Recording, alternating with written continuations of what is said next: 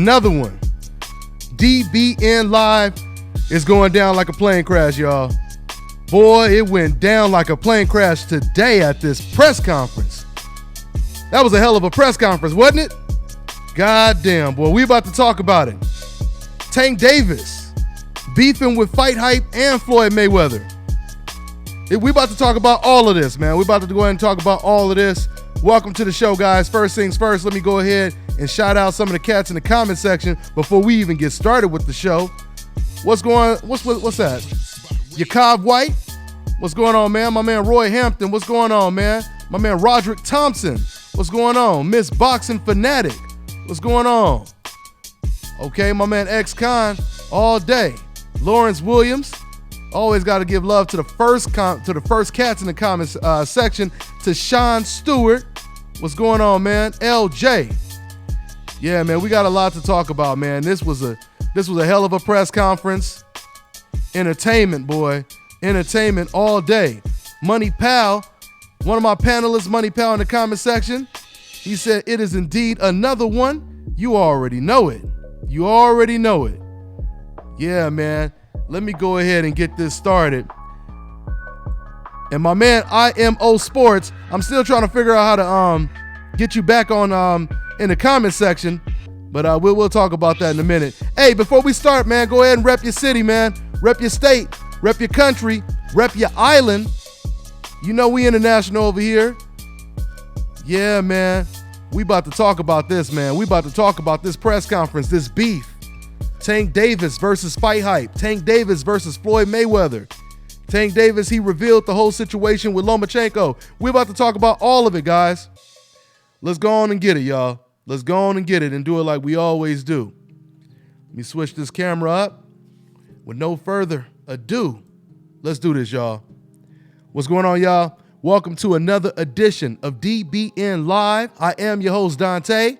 Let me go ahead and introduce my man on the panel. He's covering the fight out there, coming straight from Brooklyn. My man, Blue Blood Sports TV. What's going on, Blue? Yo, what's going on with you, Dante? All right. Now, I'm out here in the studio in Las Vegas. I got my man Blue out there, and he doing his thing, holding it down at the Barclays Center. Hey, so you was at the press conference, man.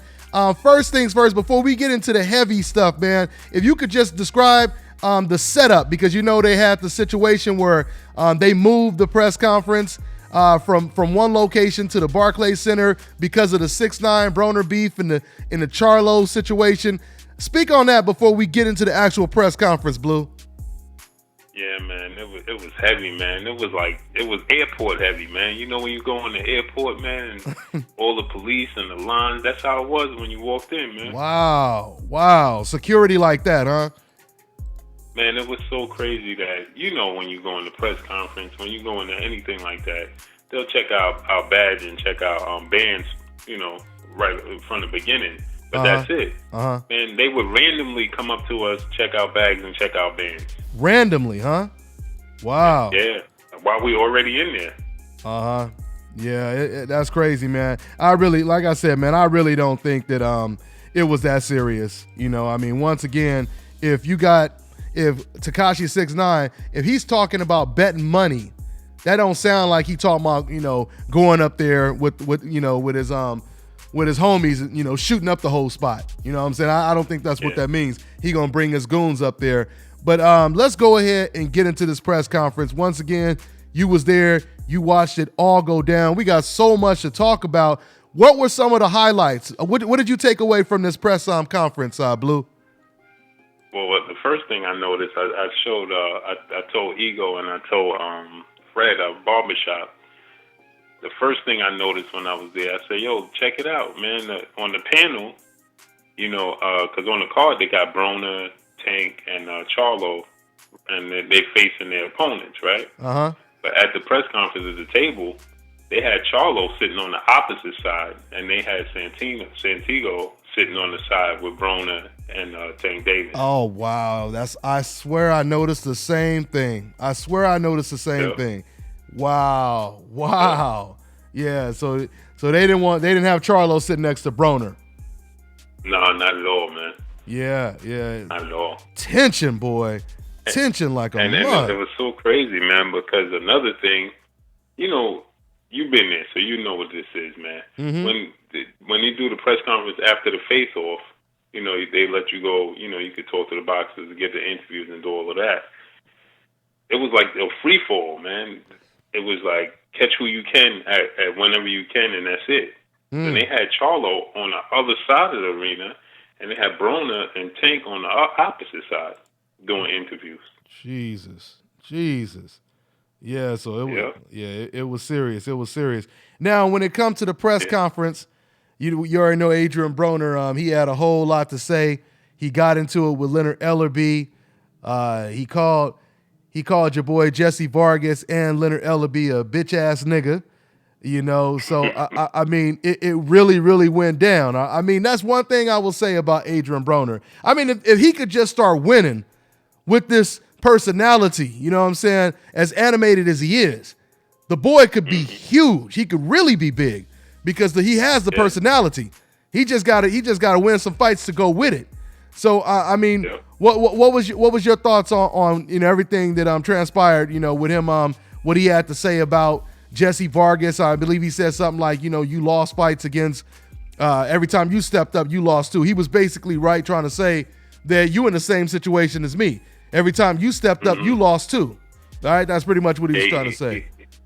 Yeah, because Brian Custer was first of all, when he got on the stage, his whole energy.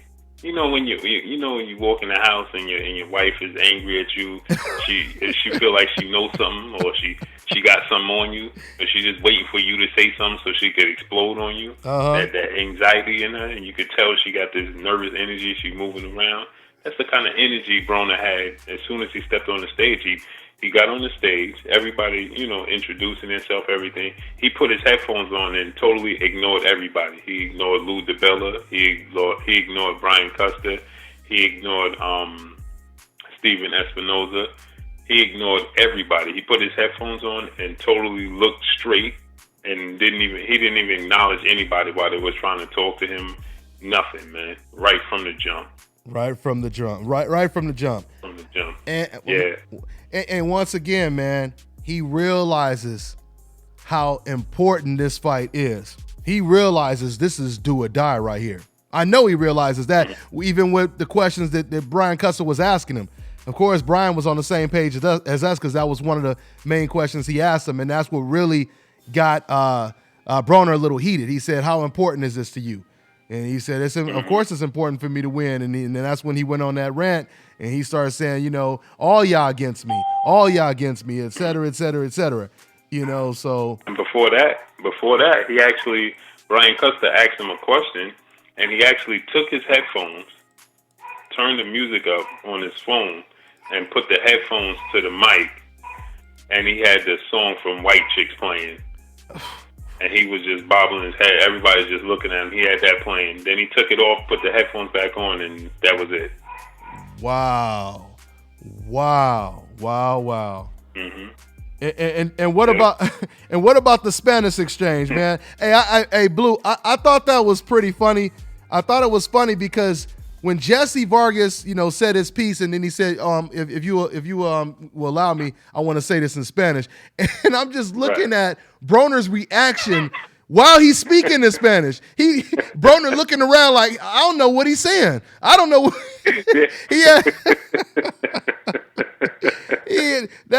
before he even, man, that was hilarious. He looking around. Yeah, and then he looks at Brian. You want me to translate that in Spanish too?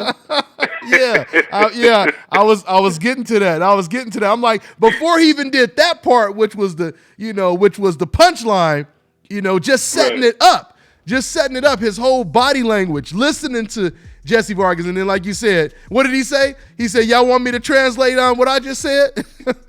Yeah, he said, he looked at Brian and said, oh, you want me to say that? You want me to say it in Spanish too?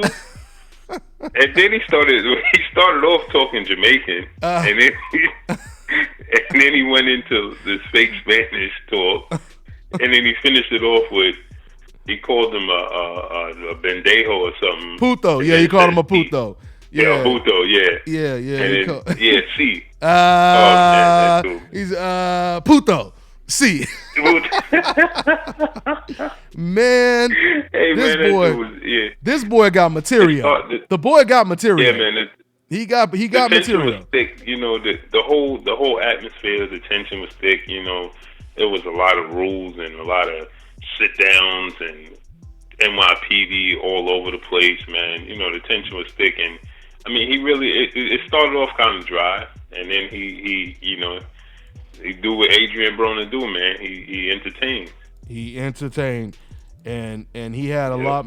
I mean, yeah. Once again, man, any press conference with Adrien Broner is going to be entertaining. From the press conference when he took shots at Floyd Mayweather sitting right next to him, to the press conference with Sean Porter. I mean, all of the press conferences have been entertaining. And once again, Blue, I truly believe that Broner, he knows how important, because Jesse can actually lose this fight, and it ain't gonna be that much. You know, he's not in a lose-lose situation. You know what I mean? I mean, it's almost win-win. It's whatever. You know, I mean, of course, Jesse has pride to win the fight, but for Broner, man, this is do or die. This is completely. And that's what I said. Like, his body language when he first came, you know, it was like anxiety. It's like the pressure. He noticed. He feeling that pressure. Mm-hmm. He know what this is. Yeah, he knows it's a do or die situation right now. Absolutely. Hey, hold on. Let me go ahead and shout out and introduce some of my lieutenants riding in that DBN tank. Shouts out to my man Ronald Finkley. He said, respect to the new platform, Boxing Lives Out Cheer. Yes, sir. And then he gave me another donation. I appreciate that, Ronald. And then my man Mike Biggs Boxing.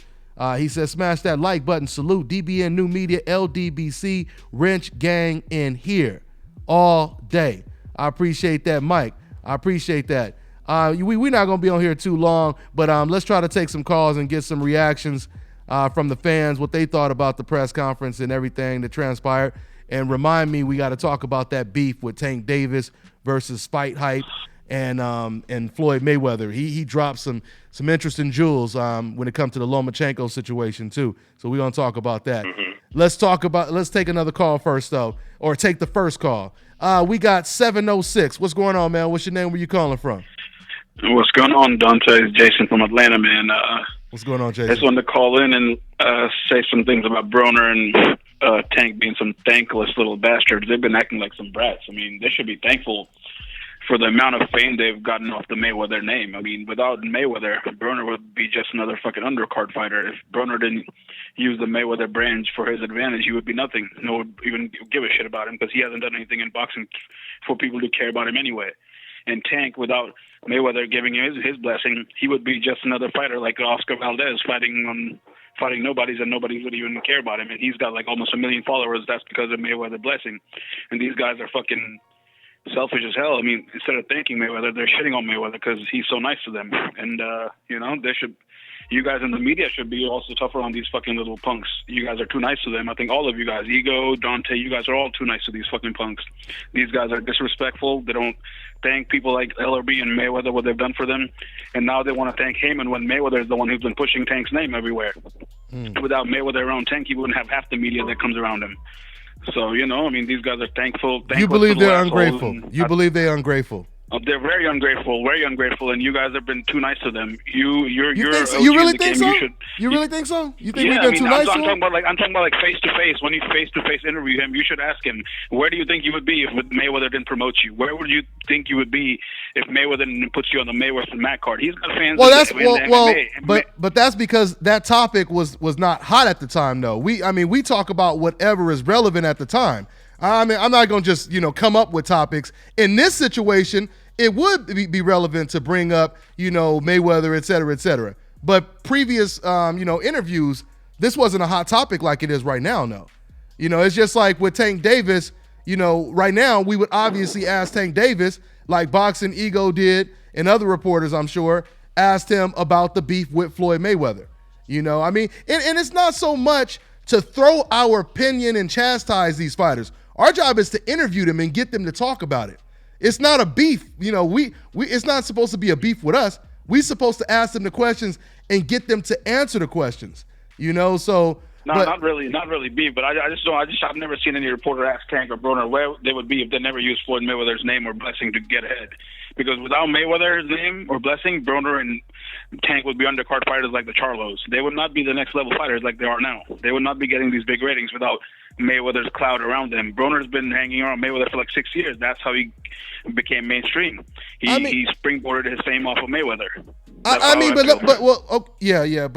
let me ask you this though: when it comes to Broner, I mean, what do you think started the tension though? What do you think started the tension with Broner and Mayweather? What do you think it stems from? I mean, Floyd's just done with him, and Broner has no Broner's very insecure, so he needs a big brother around him, always calling him, "You okay? You okay?" Floyd's done with him. Floyd's got like 20-year-old, 18-year-old kids. They're probably about to go to college. I mean, he can't be fucking following Broner around. He doesn't even have time to follow his own fighters around. Why would he follow Broner around? Broner's not making him any money. And Tank's not really making Mayweather any money either. I mean, Tank's making like $300,000-$400,000 a fight. Floyd's not really seeing any money off Tank, so Tank should be really thankful what Floyd's done for him. That's all I wanted to say. And okay. And Cuellar, did you notice Tank looked drawn as hell? Tank looked fucking sunk in. Like, yeah, and he did look I wanted to sucked point up. out this new camp. I'm not feeling this Kevin Cunningham camp. I saw pictures of Kevin Cunningham chilling with Broner at the club, and that's when I knew this was a wrong matchup. And I saw the fucking chef feeding them cheese omelets and bacon, and I'm like, what the fuck is this? I mean, these guys are supposed to be eating mushroom and vegetarian omelets, and these guys are eating cheese omelets and bacon? Get the fuck out of here. And that kid looks like drawn as hell. And Jesus Cuellar looks way better shape. Did you see him at the face-off? Yeah, I got the picture up right now while you're talking about it.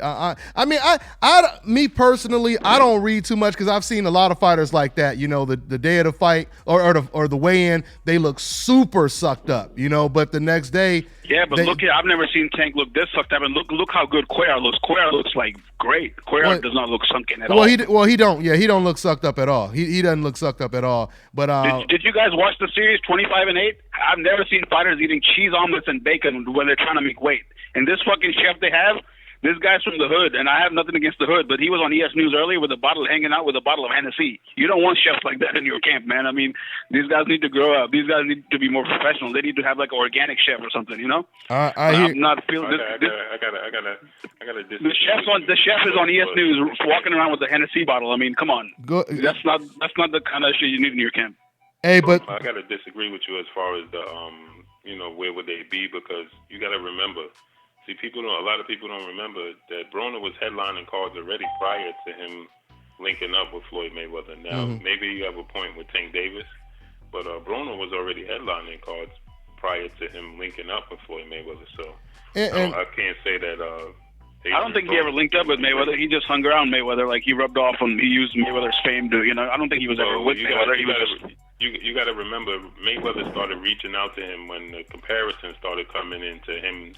People comparing him to Mayweather, that's when Mayweather started reaching out to him, and that comparison started coming in because of Adrien Broner putting on shows. And you got to remember the Marco fight and all of that took place prior to us seeing Floyd Mayweather and Adrien Broner always together. Now the Tank Davis thing, Tank Davis came up under Mayweather from the beginning, but Adrien Broner made himself who he was prior to linking up with Floyd Mayweather and being. He made himself, but without the Mayweather cosign, I don't think he'd be where he is today. That's what I think. What do you think? And all I was saying from the beginning was, once again, that's why I was asking you the question. We have to really know where this stems from. I mean, because realistically, we only get probably about 30% of what started all of this. We really don't know exactly where things went south with Tank's relationship, with Broner's relationship with Floyd. So, I mean, that's why, you can't just come out and just automatically, especially if you interviewing someone, you can't just automatically assume that, these guys, they were ungrateful and they just bit the hand that fed them. I mean, we need to know the whole story. That's why, I look at things like almost from a lawyer's perspective. I want to make sure, I have all the evidence before I present it, so, hey, but Dante, in comparison, look at a guy like Badu Jack. I mean, Floyd and LRB could barely ever promote that guy. And look how fucking nice and thankful that guy is. I mean, he gets some good paydays. He made like $700K his last fight, but he never complains, and he barely gets half the promotion. I'm just saying. No, great. Those are two different relationships too. Badu Jack that came up through Floyd Mayweather. So he have to give his respect to Floyd. He came through Floyd Mayweather. Adrien Broner didn't come through Floyd Mayweather. Adrien Broner was self-made. Yeah, but absolutely. Yeah, but even now, Broner can't go a day without talking about Floyd. He's obsessed. I mean, if Floyd is done with it, you just stop talking about Floyd because he cannot go a day without using Floyd's name for headlines. I mean, without Floyd, who's going to care about Broner? Really, nobody cares about Broner when he's not talking about Floyd. I mean, unless he's going off on the press conference. Okay. What else? All right, bro. I'm gonna get to another call, but I really appreciate Thanks, Dante. Thanks, guys. Hey, no problem. Take care, man. Take care, brother. All right, man. So, yeah, Blue. Like I said, man. I mean, it's you can't just automatically just assume just because Floyd Mayweather is the big name that automatically somebody just turned on Floyd Mayweather and you should just automatically be ungrateful. Like I said, we have to know the whole story before we talk about this. And something else I just want to say, since me, my man Blue Blood, and Boxing Ego, we're actual reporters.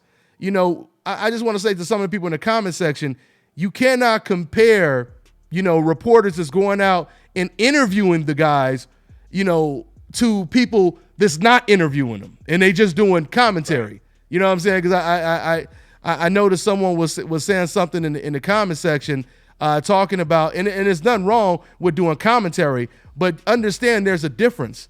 If we just doing commentary and we don't interview anybody, then it doesn't matter. That's like talking to the wall. You know what I'm saying? If I'm talking to the wall, I could say, I'll kick Mike Tyson ass. You ain't shit. Bitch, what? What you say to me? You ain't shit. I'm talking to the wall. You know what I mean? It's not the same thing. So I just want people to understand that's apples and oranges. If you're going to compare, reporters, compare reporters. Don't compare reporters to just straight commentators. You know what I mean? Right. So it is a difference. It is a difference. So I think that's where they get it confused. They just want us to go out there and just expect them to jump in their face and play blame. Yeah, absolutely. I mean, like I said, man, I mean, our jobs is to ask the tough questions. And that's what new media has been doing since day one. And we were the first people to do it, to walk up to these fighters and ask them questions that no one else was asking them. Like I said, Blue, even with that, did you catch that press conference with Tom Loffler where his announcement was there was no announcement? Did you see that about 2-3 days ago? No. Okay, well, they did a press conference before the 18th. I think it was like the 17th or the 16th. They did a press conference. And Tom Loffler, he said, we still don't have a fight and we're still looking for someone. We're waiting to see what happens with Canelo. And the reporters, they were constantly asking Tom Loffler, what's going to happen with the IBF belt? Are they going to let you keep that belt? Do you think they'll allow you to fight Canelo? Instead of asking him, why are you not fighting the IBF #1 mandatory? You know what I'm saying? They're asking him, do you think you will be allowed to keep the belt? All these people asking these questions. So I mean, just an example. When it comes to this, empty calories. Yeah, absolutely, Blue. hey, B. So before we take another call, and we will take another call because the lines are lit. I want to hear what you guys have to say about the press conference online right now and on hold. But okay, let's go ahead and talk about this Tank beef. So I want you to break it all down because I talked to Boxing Ego earlier, and he was the one that told me how he interviewed Tank, and then once Fight Hype came up right behind him, Tank just walked away. So elaborate on that. Elaborate on that. Well, first off, as soon as we walked up, they were asking us, "Are you affiliated with Fight Hype?" Wow. No, I'm not affiliated with Fight. Okay, you can interview him. Wow. And then he told the security around him. He said, "Listen, he stayed on the other side. He walked around the gate and he let the gate stand in between us." Who is this? Who did? Who did? Tank. Okay. And then his PR was on the other side with us, and he was directing traffic, and they had security, and he said, "Listen, anybody affiliated with Fight Hype, not dealing with him." Not dealing with him. Man. And, Ben came over. Me, Ego, Fred, a couple other people. Ellie was there, and Fred comes over. Ben comes over, and as soon as he comes, He turns it. He said, "Oh, that dude is fight hype." Turns around, get us out of here. Jesus, you know it's crazy. Right off top. You know it's crazy because when Boxing Ego told me the story, when he first told me, I thought maybe he got just sick of interviewing, but then I started thinking, wait a minute, oh okay, this whole Mayweather situation. But then did you hear about the tweet that Fight Hype had issued and Tank he clapped back on the tweet? Did you hear about that? No, I didn't hear about the tweet. Yeah, so Fight Hype, he tweeted something out and basically he said, due to Tank not giving us interviews, we're going to be limited to material that we're going to put out there. And he said something on the lines of, everybody unfortunately can't be professional. And then and this is what my man, shout out to Boxing Ego, he sent me the tweet. Matter of fact, here, let me pull it up what Boxing Ego has sent me. Okay. And then so this is what he said. He said, sorry to report, our coverage of Gervonta is going to be a minimum because he and his bag handler, Lauren, are still feeling some type of way about, it stops right there, about Fight Hype. And then, I got extended. But it goes on. He's basically saying because of the Mayweather situation. And then Tank, he replies by saying, next time, my phone he said, next time, don't be Floyd little bitch and keep that whack ass article. You lucky it was just a walk off. Be happy. With an upside down happy face emoji. Yeah. And let me tell you how crazy it was. Because Lauren was even, while we was coming over, he was like, listen, this is what we could do. I'll give everybody my number as long as you're not affiliated with Fight Hype. Wow. And he said we could set something up. And Lauren is my boy, man. Lauren is my boy. Yeah. So man, it's good. And since we talking about this, Blue, so now we know exactly what Floyd Mayweather was doing. Now talk about did you get a chance to talk to Tank about the Lomachenko situation? No, I just got Lauren's number, and he told me to link up with him later. Okay. So I'm gonna go past the hotel and get up with him, but no, I didn't get a chance to ask him. Okay, well I'm gonna tell you what I heard him talking to Ego though. Yeah. He was talking to a couple of other people. Yeah, Ego told me, like I said, because Ego interviewed him, and then that's when he got finished. That's when Tank walked away from Fight Hype. But Ego told me he asked Tank about the Lomachenko situation, and Tank said, I didn't even know about this. He said, I didn't know about this, and I'm paraphrasing that when I say this part, but he was basically saying, we're not looking at that fight right now, but he said he didn't even know about this. So clearly, I guess you guys was touching on something when all the callers was calling in about the whole Lomachenko versus Tank situation. It wasn't, and credit to Lou DiBella, because I had Lou DiBella on the show the other day, and I asked him his thoughts on that, and he called it before Tank said this. He said, "I don't believe that kind of stuff. That's just some kind of talk. Yeah, I don't believe it." And when he said that, I thought he was just saying it, but clearly he knew more about it. So when I was talking to Tank for a quick second off the record, and I said, yo, Tank, I said, Lomachenko next? He said, you tell me. That's what Tank said? Yeah, that's what he told me. Oh man, that's crazy. You know what? I got to go ahead and introduce one of the lieutenants that's pushing that Tank. He's inside the DBN tank. Gave me a big donation. I appreciate you, family. Shout out to one of the DBN lieutenants, SS Solo.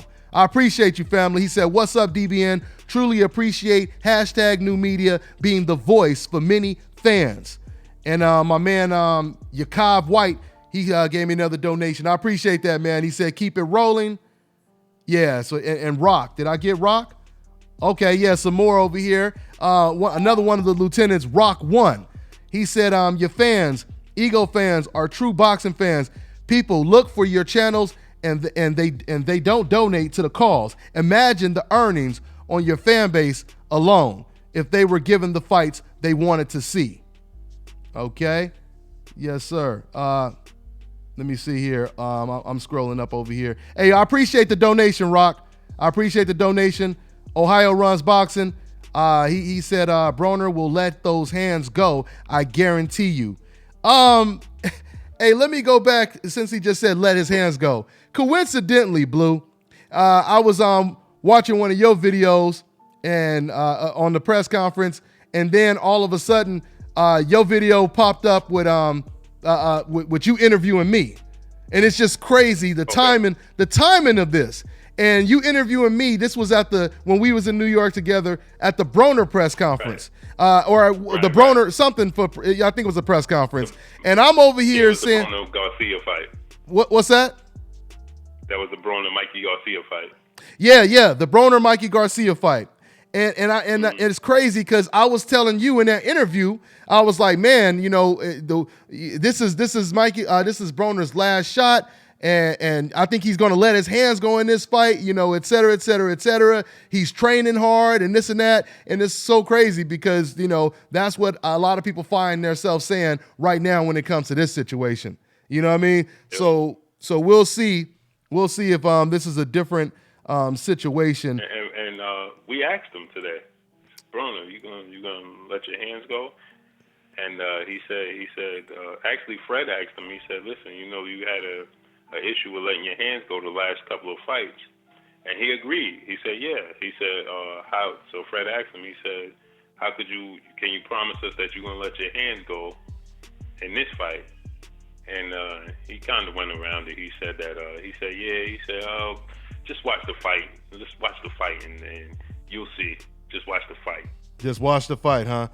Yeah, we'll see. You know what? I'm going to try to do something random real quick. He probably won't answer the phone, but I'm going to try to call him up. I'm going to try to call up Mike Stafford, Broner's former trainer, and see if he'll answer the phone. Hold on for a quick second, y'all. Let's see if we can get him on the horn real quick. Yeah, so we're going to try to randomly call up. Been forwarded to okay, there that goes. 5-1. Okay, so yeah, it went straight to voicemail. But you know what? I'm gonna try one more time. I'm gonna try one more. Well, you know what? I can't do it because it hasn't hung up the other line yet. So I gotta wait until it hang up the other line. But anyway, man, yeah, that would have been interesting to see what he had to say. We'll probably set that up sometime this week. Talk to Adrien Broner's his former trainer and talk to him about that situation. Speaking of Mike Stafford, I asked him about that. I said, how was that, switching from Stafford to Kevin Cunningham? He said, they both like my father. He said, it's just like one had me and one adopted me. So he said, I did notice. I said, did you notice a big difference in training with Mike Stafford and then going down in Kevin Cunningham? He said, yeah, I noticed a huge difference. So I said, what was the huge difference? He said, I ain't going to tell you how that was. The cameras rolling because they both like my father. So. Well, that's good. He still has respect for Mike. I mean, that's good. He still has some level of respect for him. But before we get out of here, like once again, I want to get the reactions to some of these fans that watched the press conference. So let's take another call. We have 917. What's going on? What's your name? Where you calling from, man? How you doing? My name is James Woolery. How you doing, Dante's Boxing Nation? What's going on, James? Where you calling from, man? The Boogie Down Bronx, man. Boogie Down Bronx. What's good, man? Yeah. No, I like to just, pay homage to you guys. It just feels good to finally be on a live chat. I'm a student of the game. I used to box in the Golden Gloves. I'm 49 years old. Nice. I've been following boxing since I was 6 years old. So I watched the press conference, man, and let me tell you something. As an athlete, as a black athlete, there's times when you have your antics. I still believe in Broner somewhat, but the way he carried himself was very distasteful. The same way with Tank Davis. We as black athletes have to carry ourselves with professionalism. If I have an issue with Mayweather, right, I'm not going to talk about it publicly on social media. I'm going to come to you like a man. You understand? You can't. If you have that's how beef starts, yo. Yeah. That's how beef starts. Now, he social media is a gift and a curse. Haymon. Go ahead. Huh? No, I said social media is a gift and a curse. Go ahead. Yes, it is. So if I got a problem with any man, you got to step to him like, yo, dude, what do you mean by this and that? And talk to me like a man. don't go back and forth on social media. You got to know how to control your emotions, man. Mm-hmm. You know what I mean? Mm-hmm. Now, I'm praying that Broner looks good in this fight. He needs to let his hands go. But he might be still gun shy from the Madonna fight. If you notice something, when he fought Madonna, listen, I've watched boxing, yo. I'm a student. I'm not a fan. I'm a student. When I watch boxing, after he fought Madonna, he really didn't let his hands go like he normally does because he's really scared to get countered. And Broner has a good chin. Very good chin. He has a good chin. He has a very good chin. So from that fight on, it's like he throws 1-2s, he pot shots. You know, he could throw 4, 5, 6 combos. You know what I mean? Like, but he's choosing not to do that because he might still be a little gun shy. Same thing with Mikey Garcia. He let his hands go a little bit, but then he stopped doing it because Mikey's more of a fundamental fighter who kind of picked him apart. Mm-hmm. You know, he timed him. Mikey has good timing. Yeah. Tank Davis is not ready for Lomachenko, but I think Tank Davis needs to go up to 140. He's struggling. I think I heard somebody say he was kind of drawn. Yeah. What's his weight class now? 130? 130. Yeah, 130 now. He should go to 135. He's a short, stocky kid. Yeah, he's playing. But, I mean, I still want to see how he looks, though. I still want to see how he looks tomorrow. Saturday. I still want to see how he looks. I mean, that'll really let us know. I mean, if he goes in there looking like a complete different fighter, then yeah, that's probably what he needs to do. But he's killing him. Yeah, and you know what, Blue? You should ask that question, Blue. When you see him at the weigh-in, or if you see him before the fight, ask him, how comfortable he is at the weight. I mean, maybe that's something he'll be honest with. Honest about. I don't know. After the fight, I don't know. But I think I actually asked him today, and he said that he felt good. He was on weight already. He was already on par.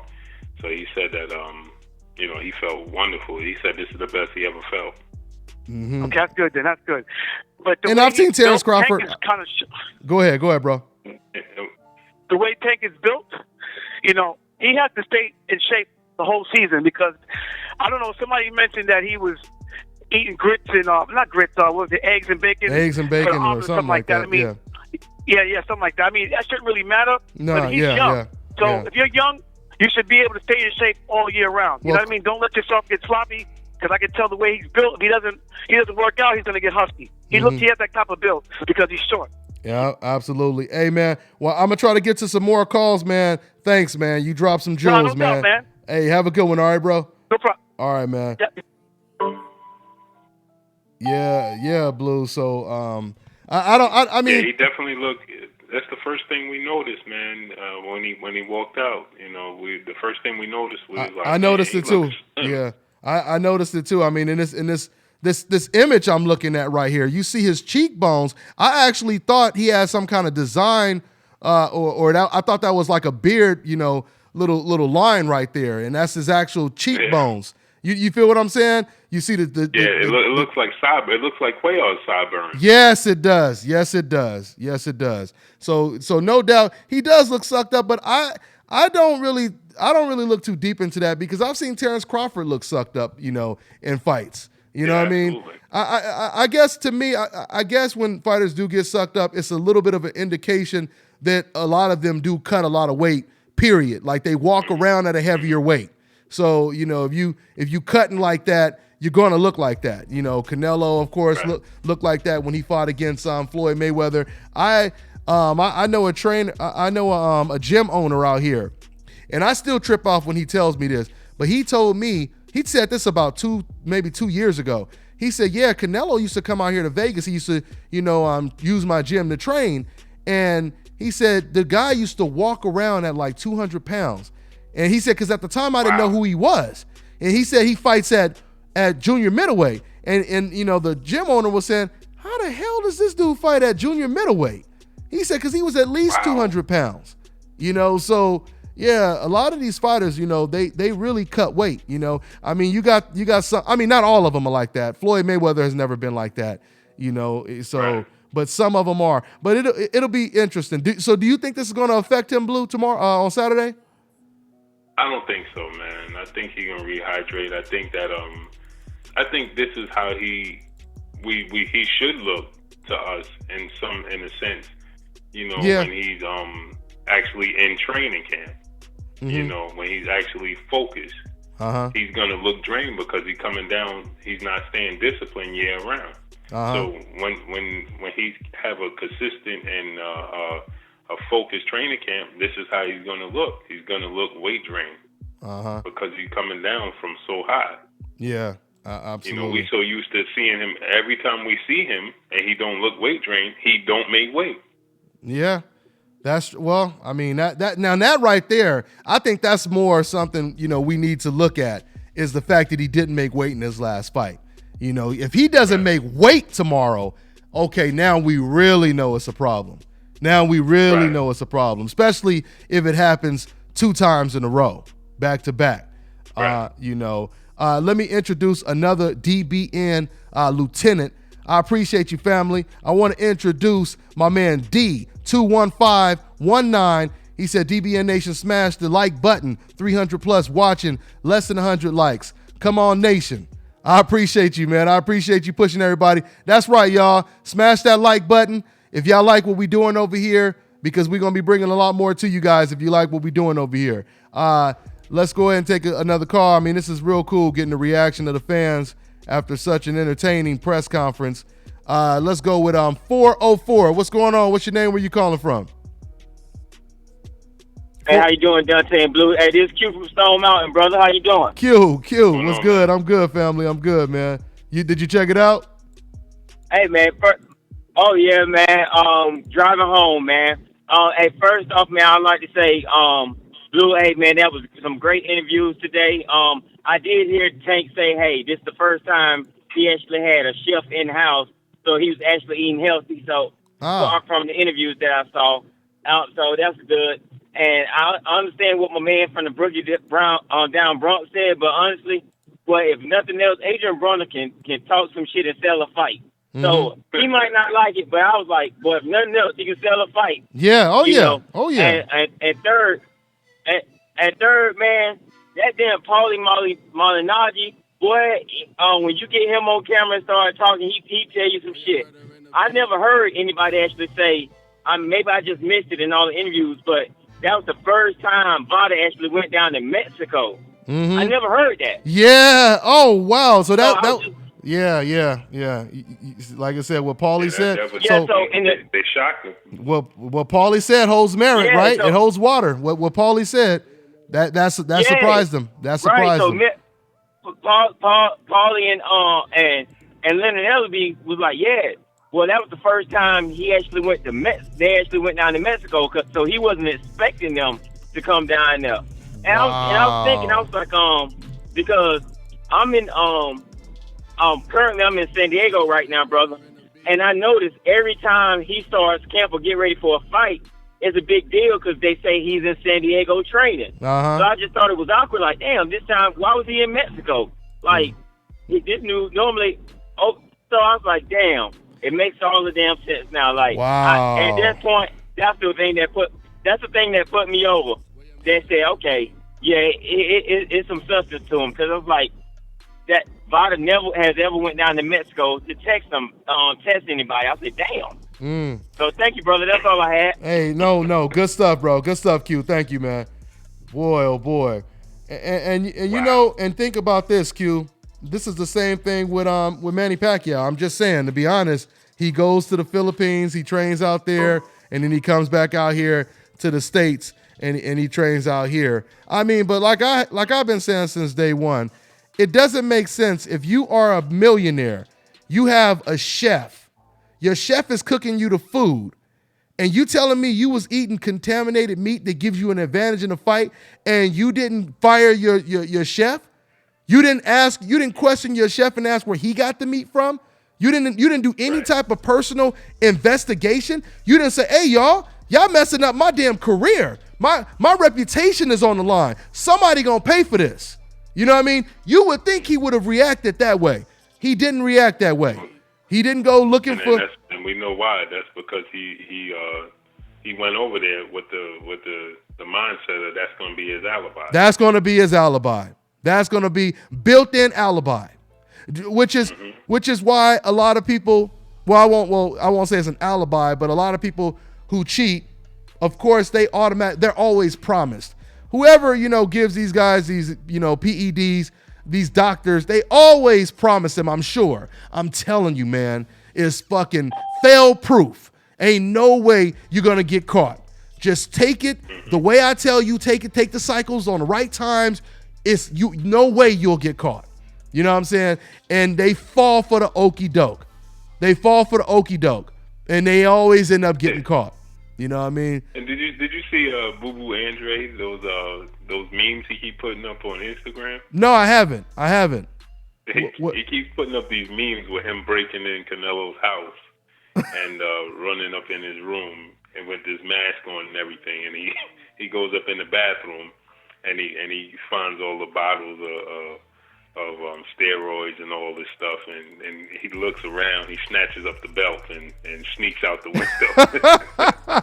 Oh, I gotta check that out, man.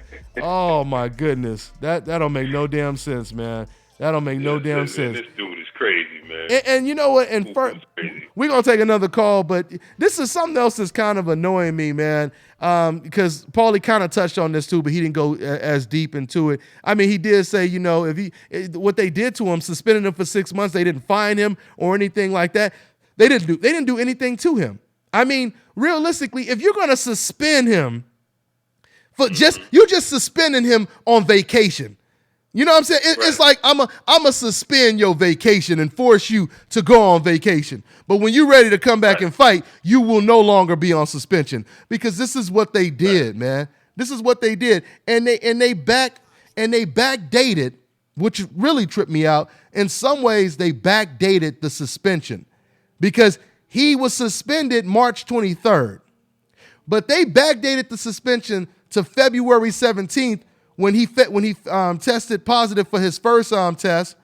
So that gave him just enough time to be able to fight Golovkin September. I mean, it's crazy, man. There was no reason to suspend him if you're not going to take away exactly what he was going to get any damn way. There was no difference. Right. There was no difference. Right. So all he lost was because he only fights May and June anyway. Yeah, May and September. Yeah, I mean May and September. But so the whole thing and realistically, INSAC, they weren't really the ones that kind of punished him for him, missing out on the May fight. That was really the pressure of Golovkin and new media and basically putting that out there. That's the pressure that was put on Nevada State Athletic Commission to do the right thing.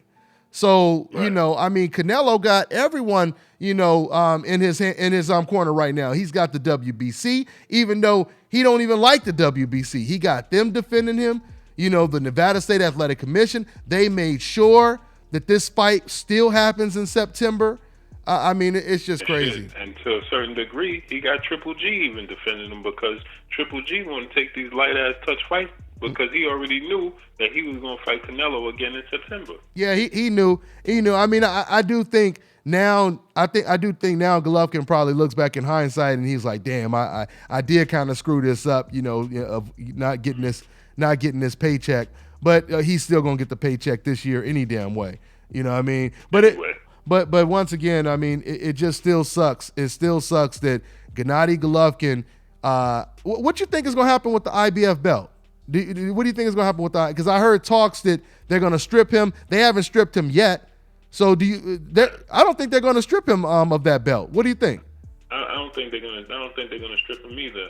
And I was really looking forward to them stripping him, man, because something needs to be done. This is getting really ridiculous, man. Yeah. Dudes are just holding on to belts now. They're just holding belts hostage, and they robbing us of what we want to see, undisputed champions. Mm-hmm. So, like this dude, so we clearly see Triple G's plan now.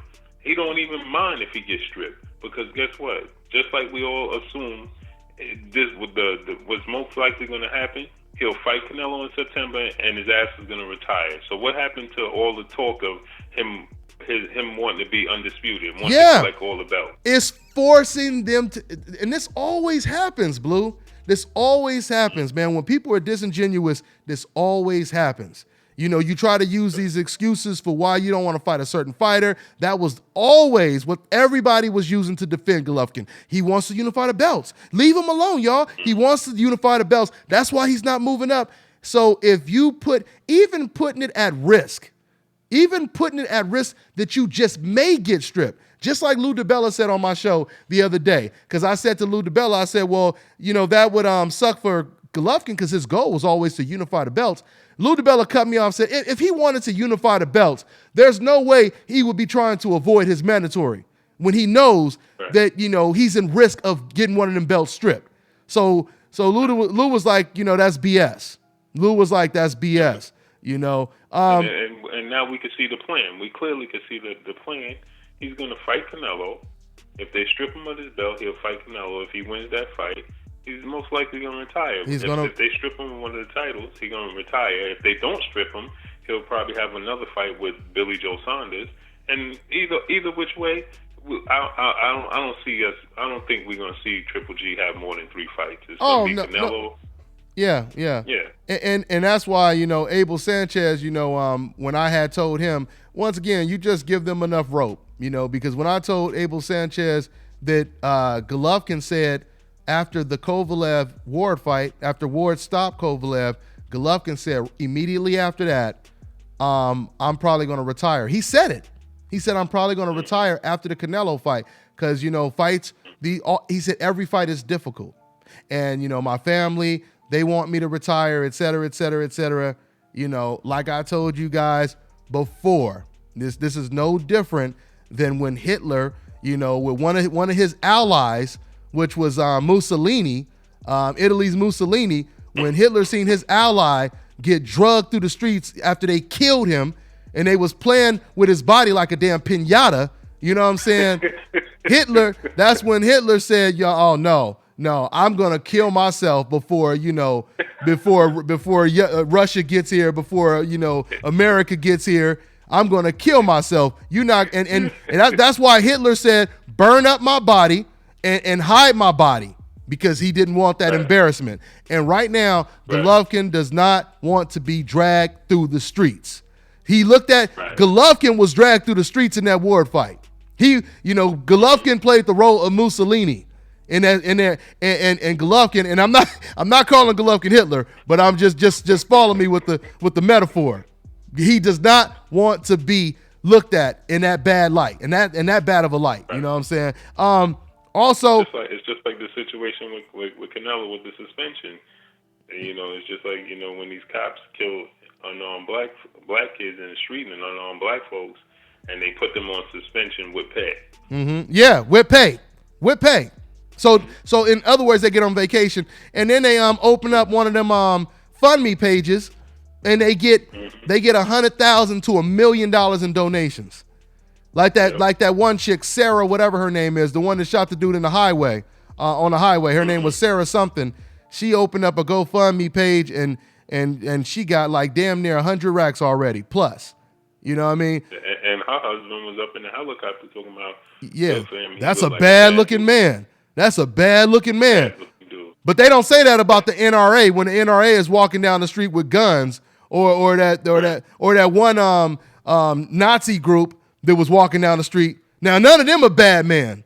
Them some bad looking men right there. Yeah, it's too easy, man. It's too easy. This shit is like a goddamn coloring book. It's too damn easy, man. Hey, let me introduce one of the lieutenants, my man Romero Harris. He said, DBN, he said, man, Broner was singing me against the world today at the presser. I don't feel sorry for the brother. So disrespectful, Stephen A. Smith voice is what my man Romero said. Yeah, man. Like I said, man, Broner, he's gonna have to preach in coonery. You know what I mean? It's just it's crazy, man. It's crazy. Hey, let's once again. Hey, you got a couple more minutes to hang out with me, Blue? Yeah, I'm here. Okay, because the phone lines are lit right now, and you know we always try to just do 4 quarters, and we always end up getting trapped and sent into triple overtime. So, hey, what's going on, Reggie? What's good with you, family? Man, what's happening, Dante? What's happening, Blue Blood Sports? Man, Yo, what's good, Reggie? man, I'm enjoying the coverage you guys are getting, man. But the AB thing, man, like I said, I think he was checking out, and I still go with me saying that I think I see Vargas stopping him. But him and Tank, man, they're like classic examples of David Ruffin, man. They have whatever the David Ruffin, Bobby Brown, huh? God damn. Go ahead. Man, when they have something good, they find any way to destroy it, man. And they are setting themselves back, and AB is like ass hurt that he feels that everyone's against him. But he laid those cards out, man. He put himself in a position where his back is against the wall and everybody's in the crowd cheering against him. Like, he set that up. And it's no one to blame but himself. But a lot of that goes back to the way these guys are raised, man. They early on in AB's career, man, when I first started seeing his fights and I watched him having his father brushing his hair, I knew something the hell was wrong. Like, what the hell is wrong with these damn pictures? Yeah. Well, I thought that was entertaining. You know, I'm gonna take it further than that. When he started talking about killing himself, and when he first started going off on Floyd, like, you know, the stuff he said to Floyd at the press conference. Once again, I don't know exactly what triggered this. I mean, I think we talked about this, Blue. I guess it was the whole Ashley Theophane situation where Broner felt that that Floyd Mayweather had chose sides when Broner had looked up to Floyd as big brother, you know, and I think that might be where, you know, it kind of entails and stems from.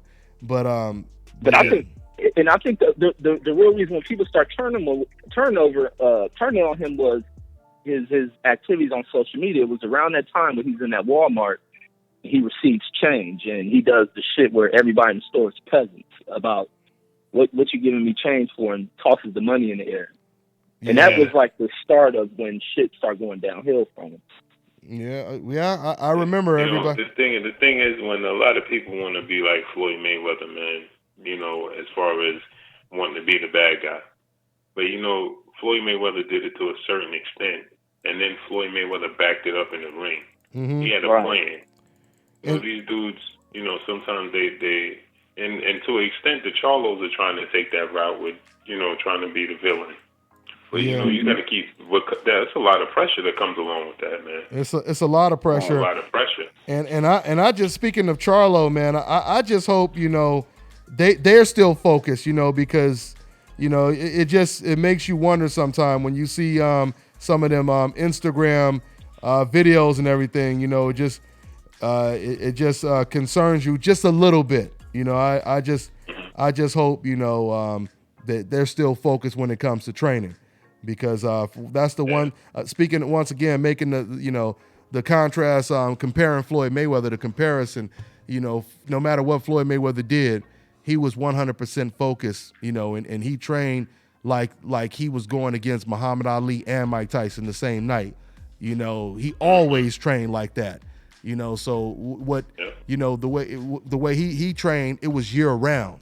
You know, it wasn't I'm gonna be out of shape when I'm not fighting and then I'm gonna get in shape. He didn't do that kind of stuff. So, but that's why his motto: stay ready so you don't have to get ready. I mean, and that's so Reggie, so Broner didn't sell you at all in that press conference, huh? Because boy, if you listen to the way he talked, that'd damn near make anyone say, oh, well, you know what? Maybe I was wrong.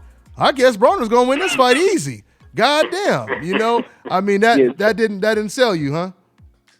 No, some of the antics were funny, but it was like when you start disrespecting. And Leonard Ellaby is professional. He's not a fighter.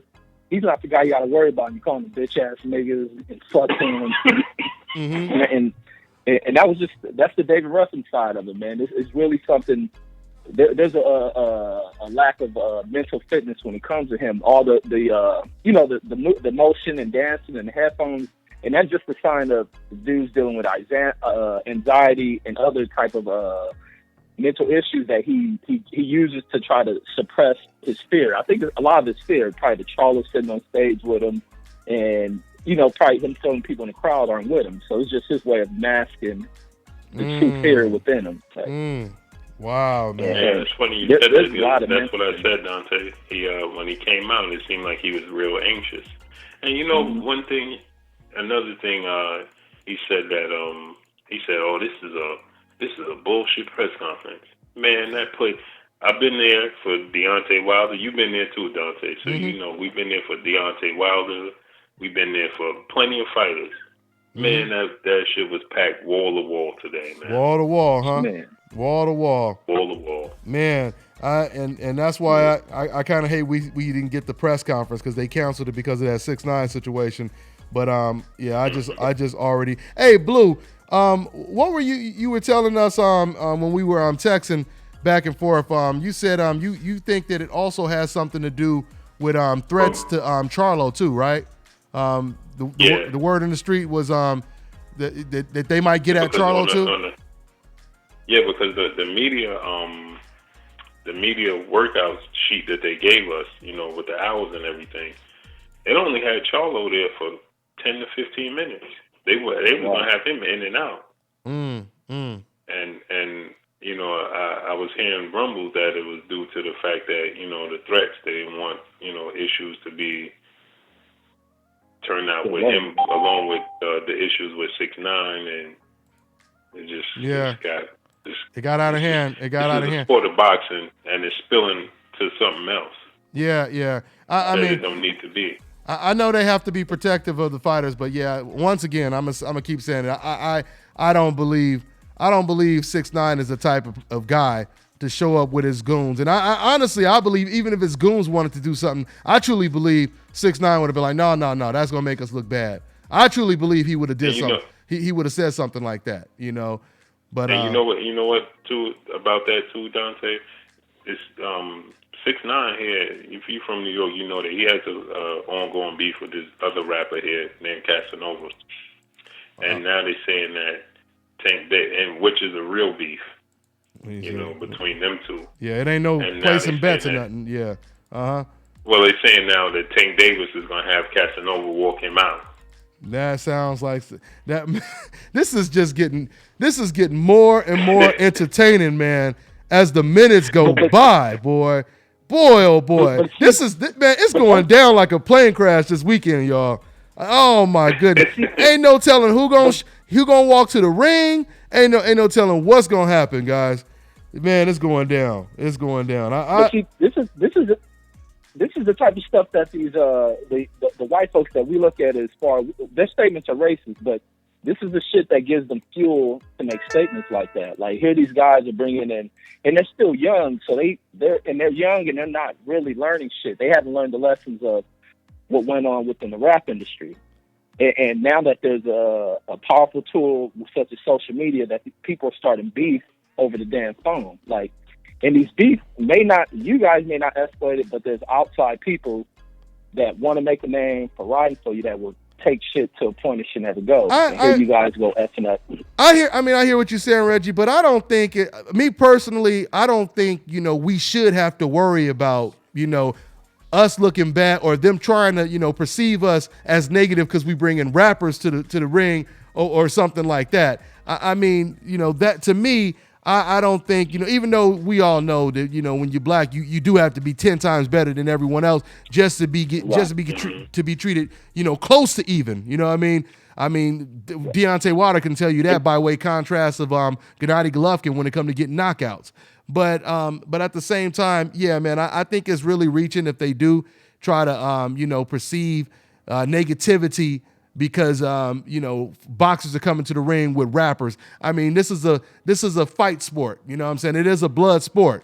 You know what I mean? So it shouldn't mean anything if you bring in hardcore rappers to, you know, to the ring, you know, as opposed to bringing Stevie Wonder or Mariah Carey. You know what I'm saying? So or some country singers. You know, but but no, the coaches link rapping and hip and boxing. Those coaches all link. But the thing is the type of element that you bring into it, and that's the bad side. And a lot of these dudes, and that's the other thing. Is the thing I heard from Reggie Bush about a lot of guys where multiple guys have the talent. A lot of these guys in the sport have the talent, but the thing that keeps you there is your character. The thing that is lacking with a lot of these younger guys is the character flaws. And mainly you see the ones with no true, they have no real guide, where they just keep a bunch of yes people around them. In the second, I think the thing with Stafford probably fell apart was from somebody telling AB he was wrong.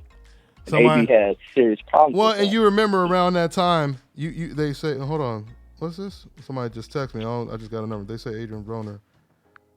They say Adrien Broner a bomb, but why are 2 undefeated stars on his undercard?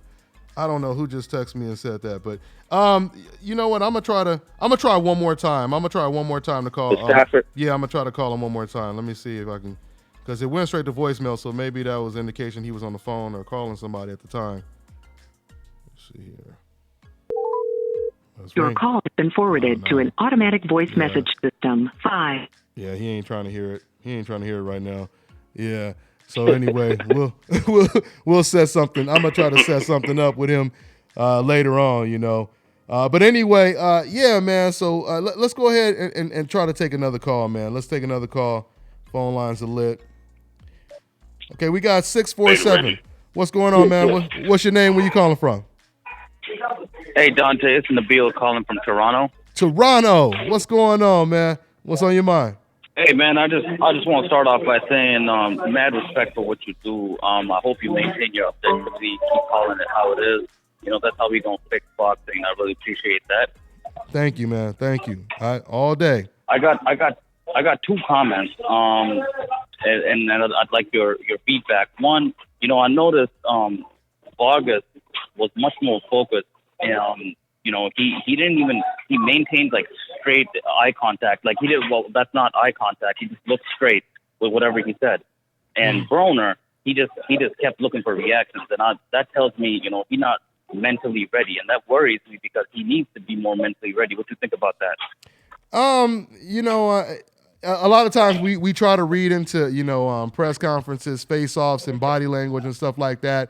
And there's been so many times where, you know, we seen the contrary. You know what I mean? Like I don't think that right there, it tells us a lot about Adrien Broner. Honestly, I think just the first round is going to tell us, you know, what Adrien Broner is going to show up. Because once again, in the Mikey Garcia fight, he looked more focused than he had ever looked. And we didn't see a great performance. And then, you know, in this fight right here, you know, it's a little bit of a different body language. Like you said, he's not making eye contact with him. But I remember it's real noisy in your background, bro. Just letting you know, I could barely hear myself.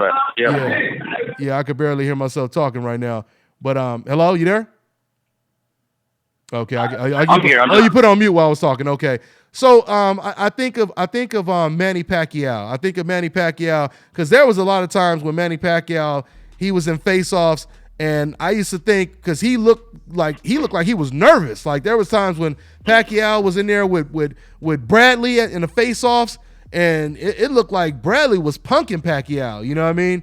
And then when the fight took place, it was the same Manny Pacquiao we always see.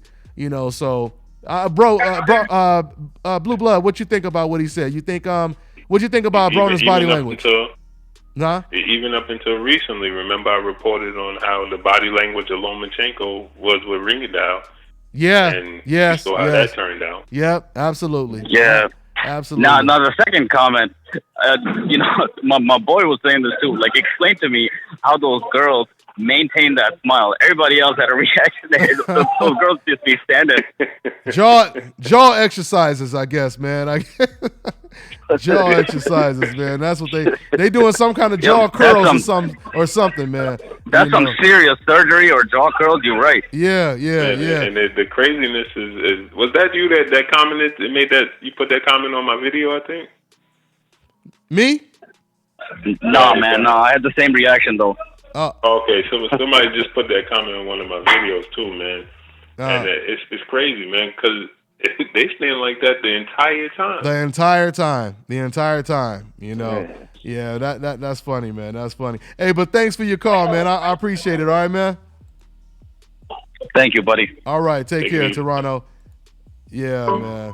Yeah, we winding down, Blue. Let me try to get to. Man, get a decaf on here. Man. Oh man, you know that's too much. It ain't even my birthday, Reggie. It ain't even my birthday, Reggie.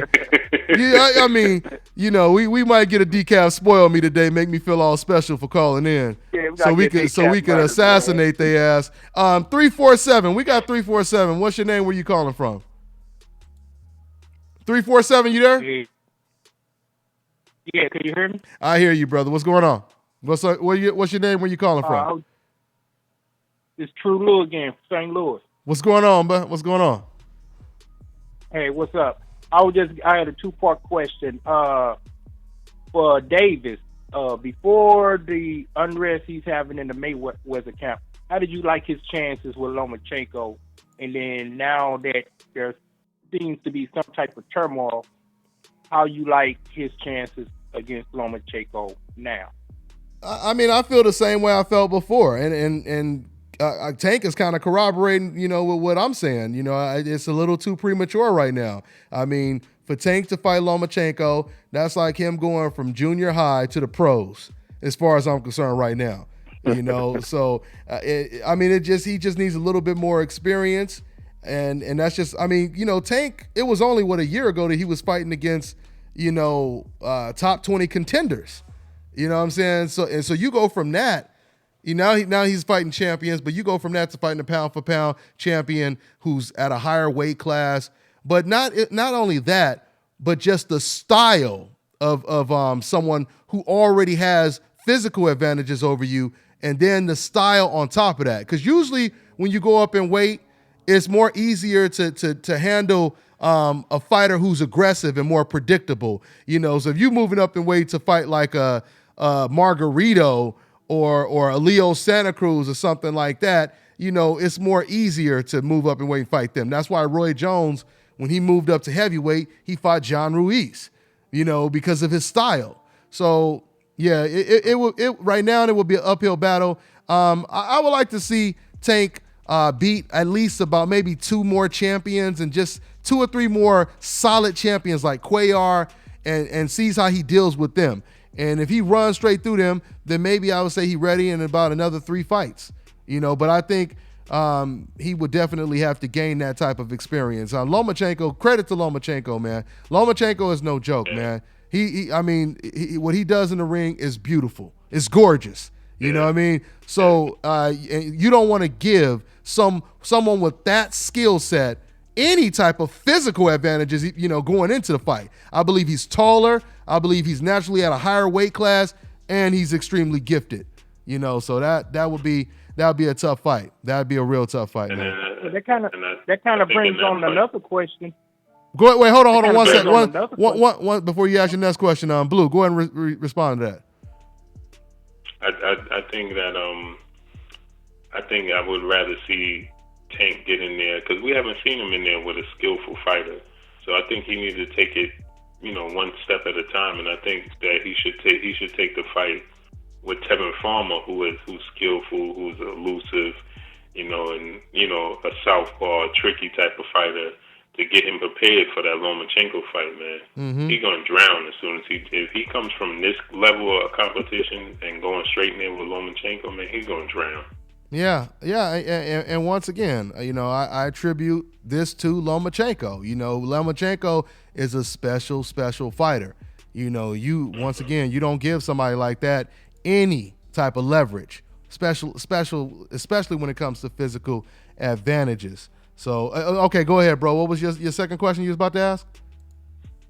Well, that brings on because we honor and respect the wisdom and knowledge Mayweather has as a fighter and as a promoter and as a teacher of the game or a professor of the game now. Mm-hmm. So if he had that confidence now in Davis, Tank, it's kind of like debuting how we are thinking, because I kind of agree with you, but I honor what Mayweather brings to the table, and he feels later on down the road, sometime this year, Tank will be ready for this fight, considering, one, he is a former world champion.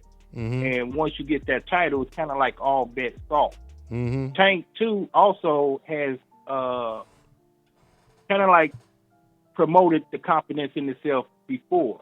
Mm-hmm. I don't know if it was just out of bravado or did he really feel like, hey, I'm ready for this. No, oh, you said So I the think Tank. Floyd is You talking about the Tank Lomachenko situation, right? Yeah. Yeah, we talked about that earlier. Correct. Yeah, we talked about that earlier. Tank actually said that he didn't even know about a fight with him and Lomachenko. That was something that Floyd Mayweather had basically put out there. According to Tank, it was something he knew nothing about, and he said, in so many words, I'm not ready for that fight right now. He said, that's not something we looking at right now. So so that it wasn't. You gotta remember too, when Tank just lost the title on scale just one fight ago. Mm-hmm. So you gotta remember, just 2 fights ago, Floyd Mayweather was saying, "Oh, we'll see when we put him in the ring with Lomachenko. Oh, that fight will be there, all down the road." So it seems like this falling out, and he's like, something. All right, let's throw him in there right now then. Mm-hmm. Yeah. That's I think that's the purpose. Okay, go ahead, Reggie. That's the purpose of it all now, because they done fell out. He just throwing them under the bus now. Mm-hmm. It's not really that he feel confident. He don't really feel he have confidence that it could be an equal fight. Or there's no confidence. Yeah, there's no confidence confidence in that the fact that you were saying once he become he's gonna have the belt. He need to step it up, but he had the belt just one fight ago, and Floyd Mayweather wasn't ready to put him in there. So what changed? That's a great point. But I think what would make more sense, and I know we gonna have to watch out for the gun, for the bullet shots, the bullets flying when I say this. But what would have made more sense if we comparing Lomachenko to Tank is when Terrence Crawford was at 140, and Lomachenko and Crawford, that fight would have made more sense. Why? Because today people are debating, even though the majority of people, have Terrence Crawford as undisputed pound for pound number 1, they have Lomachenko floating around there number 2, number 3. You know what I mean? So that fight would have logically made more sense. But Lomachenko, he didn't want that with Terrence Crawford. It would have been interesting to see Lomachenko in the same position that Rigo was in when Rigo stepped up to fight him, because Lomachenko would have been in the same predicament going up against Terrence Crawford when it comes to the size, the height, the weight disadvantage. So yeah, that's what it is. That's what it is. Yeah. And someone said someone said what advantages? I don't know if they're talking to me or someone in the comment section. When I was talking about advantages for Lomachenko, I was talking about the fact that he's at a higher weight right now. He's a taller fighter. I believe he's taller. And like I said, I'm not blaming this on Lomachenko because it ain't his fault. But I'm just saying, when you have that level of gifted talent, and then you have some physical attributes to go with it, that just makes it uphill battle. That's like you moving up 3 weight classes to fight Floyd Mayweather. You know what I'm saying? You moving up against someone who was already better than you if you guys, were in a natural weight class, at least when it comes to Floyd Mayweather. So now you giving him the advantage of being the taller fighter, the longer reach, the naturally heavier fighter. Those are the physical attributes and advantages I was talking about. So yeah, that's what that is. Hey man, but thanks for your call, man. I appreciate it, man. All right. Yes, sir. God bless everybody. Hey, thanks, man. Thanks, man. Okay, let's go to another one. We'll go back to back to back. We got 802. What's your name? Where you calling from, man? Yeah, hi. My name's Shane, and I'm calling from Vermont. How we doing, Dante? I'm good, man. What's going on, Shane? Hey, is this how we doing? Is this Shane Moody? Or? Good.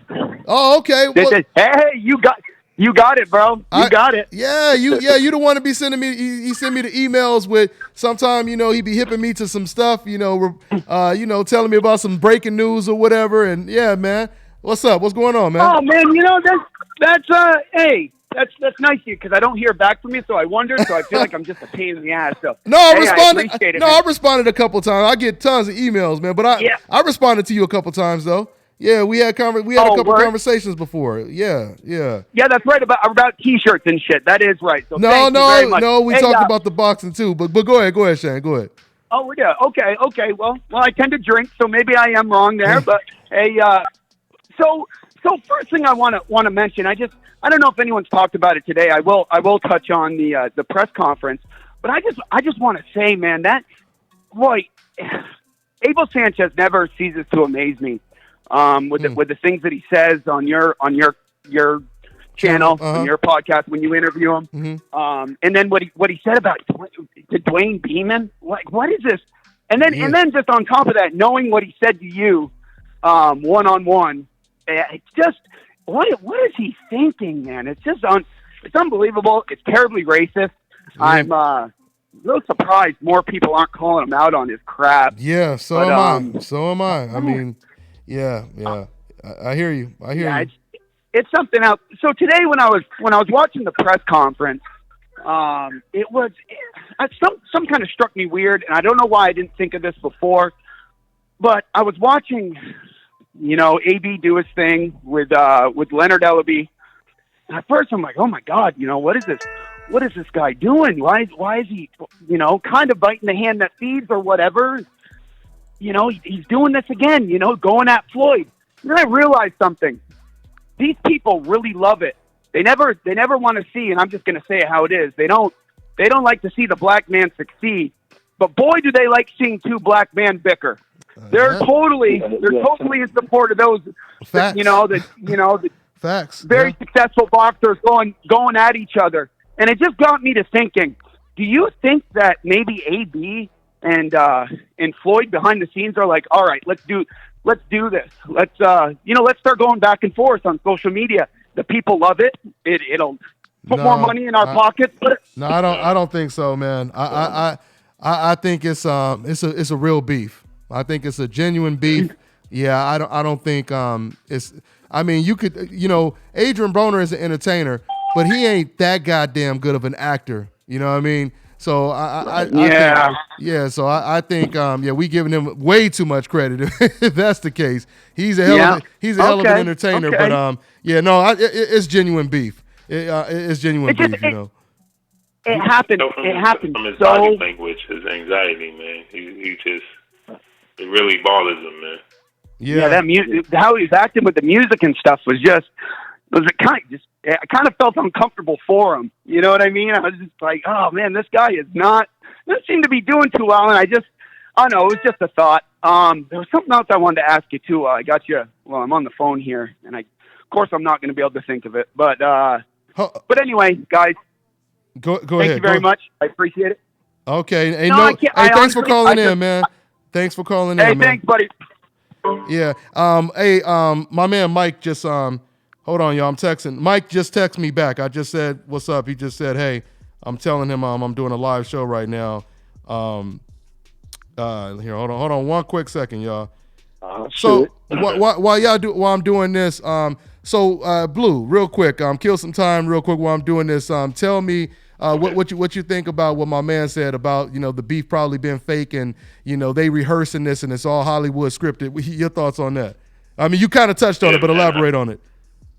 Yeah, I don't think so, man. His body language is more of a person that's scorned. You know what I'm saying? It's like a person that's hurt, and he really deeply hurt. And maybe Mayweather had ulterior motives when he took him under his wing and said, listen, something I can make money off of this dude business wise. Maybe he saw a business opportunity, and I think that Broner legitimately looked at it as a big brother opportunity, a time to get close to the person that he looked up to. And I think that Floyd Mayweather kind of took advantage of that situation maybe, and, he saw a business opportunity. Broner saw a chance to develop a relationship with the person that he looked up to. And I think that, his body language says it all, man. Mm-hmm. Today when he turned around and he looked at Leonard Ellaby today and he said, yeah, fuck you, bitch ass nigga. Like, that ain't acting. Yeah. No, that ain't acting. That ain't acting. Like I said, he's a great entertainer, but it takes some acting lessons, some serious acting lessons to get that damn good, So, absolutely. And then you could see Leonard Ellaby's response. He had to catch himself because he said, hold on, man, you don't disrespect me. Mm-hmm. And then he had to catch himself and realize where he was at. Yeah. I mean, at that point, that's really all he can really say because it usually goes from what? You can't disrespect me. Then they go to pushing and shoving, and then, like you said, then they go down like a plane crash. So I mean, not to mention off the books, Leonard Ellaby. He said that he said, yo, you know something, man? This dude, you getting crazy with me, man. He said, it's not my fault you can't keep a professional. He said, you got other boxers going on social media and calling you out. Where's that energy towards them? Yeah. And honestly, I thought when Broner said, you ain't for me, I thought Leonard was gonna say, when have you been for me? You know what I'm saying? I thought he was gonna say something like that. I mean, I don't get it. It's unfortunate. It's real unfortunate. And once again, man, I mean, I just really like the fact. That it's so much on the line. I mean, this is, if you really think about it, this is one of the most significant fights of the year just because of the drama. Leading up to this fight. So we'll see. But Mike. Other thing, when we was interviewing Broner, somebody asked him, said, "Oh man, what's with the beef with you and Charlo?" He did one of the who, and he said, you and Charlo who.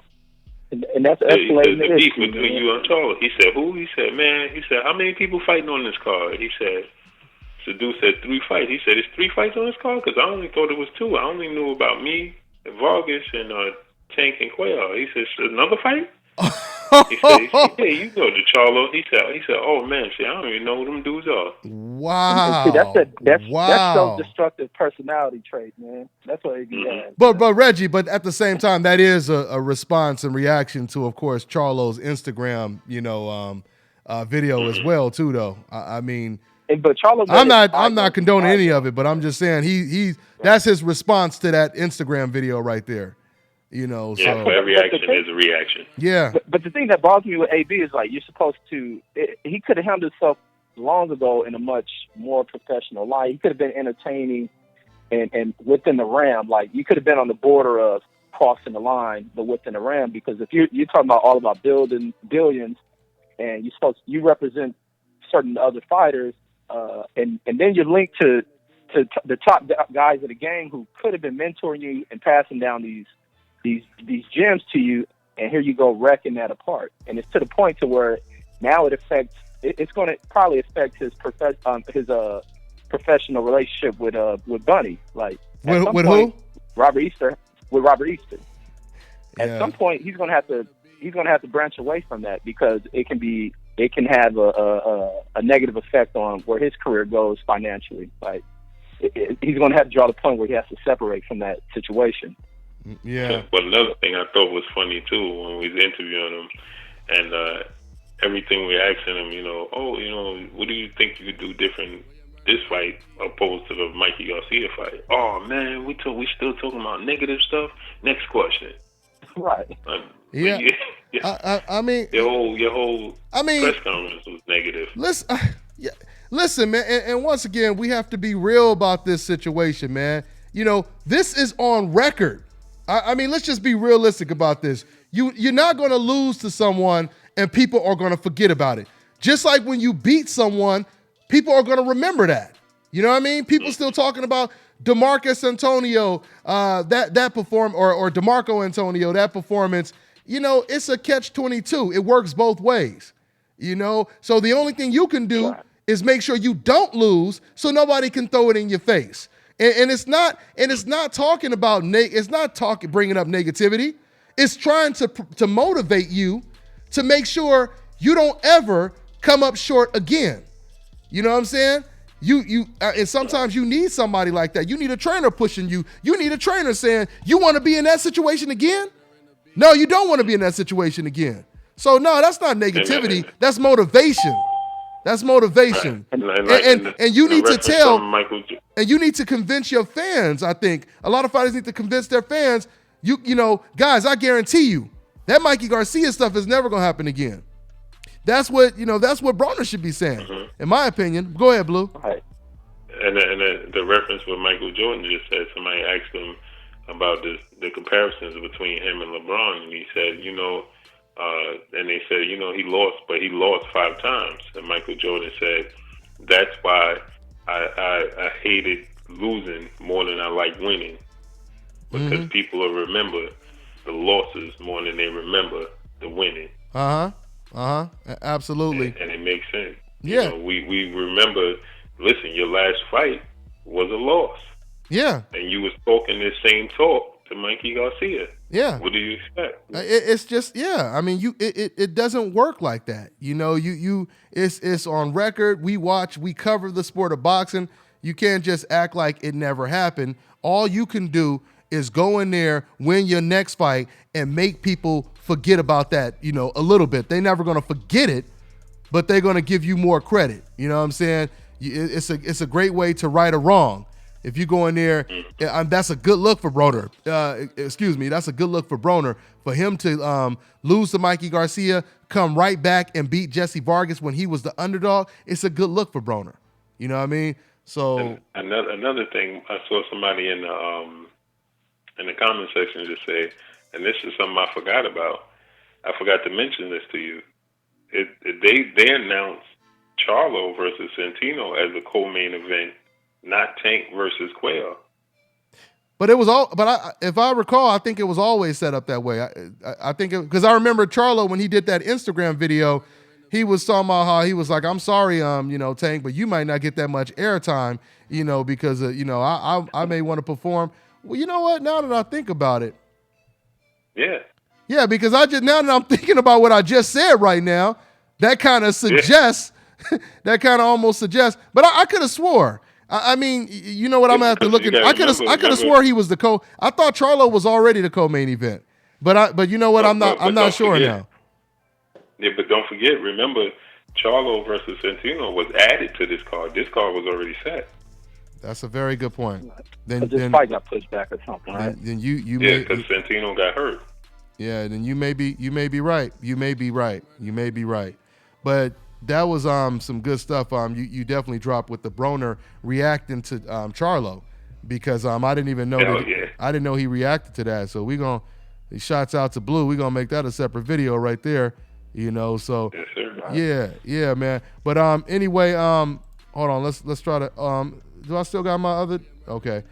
All right, 703. We got 703. What's your name? Where you calling from? Hey, what's up, Dante? My name is Kevin, calling from Oxford Hill, Maryland. Kevin Newborn, huh?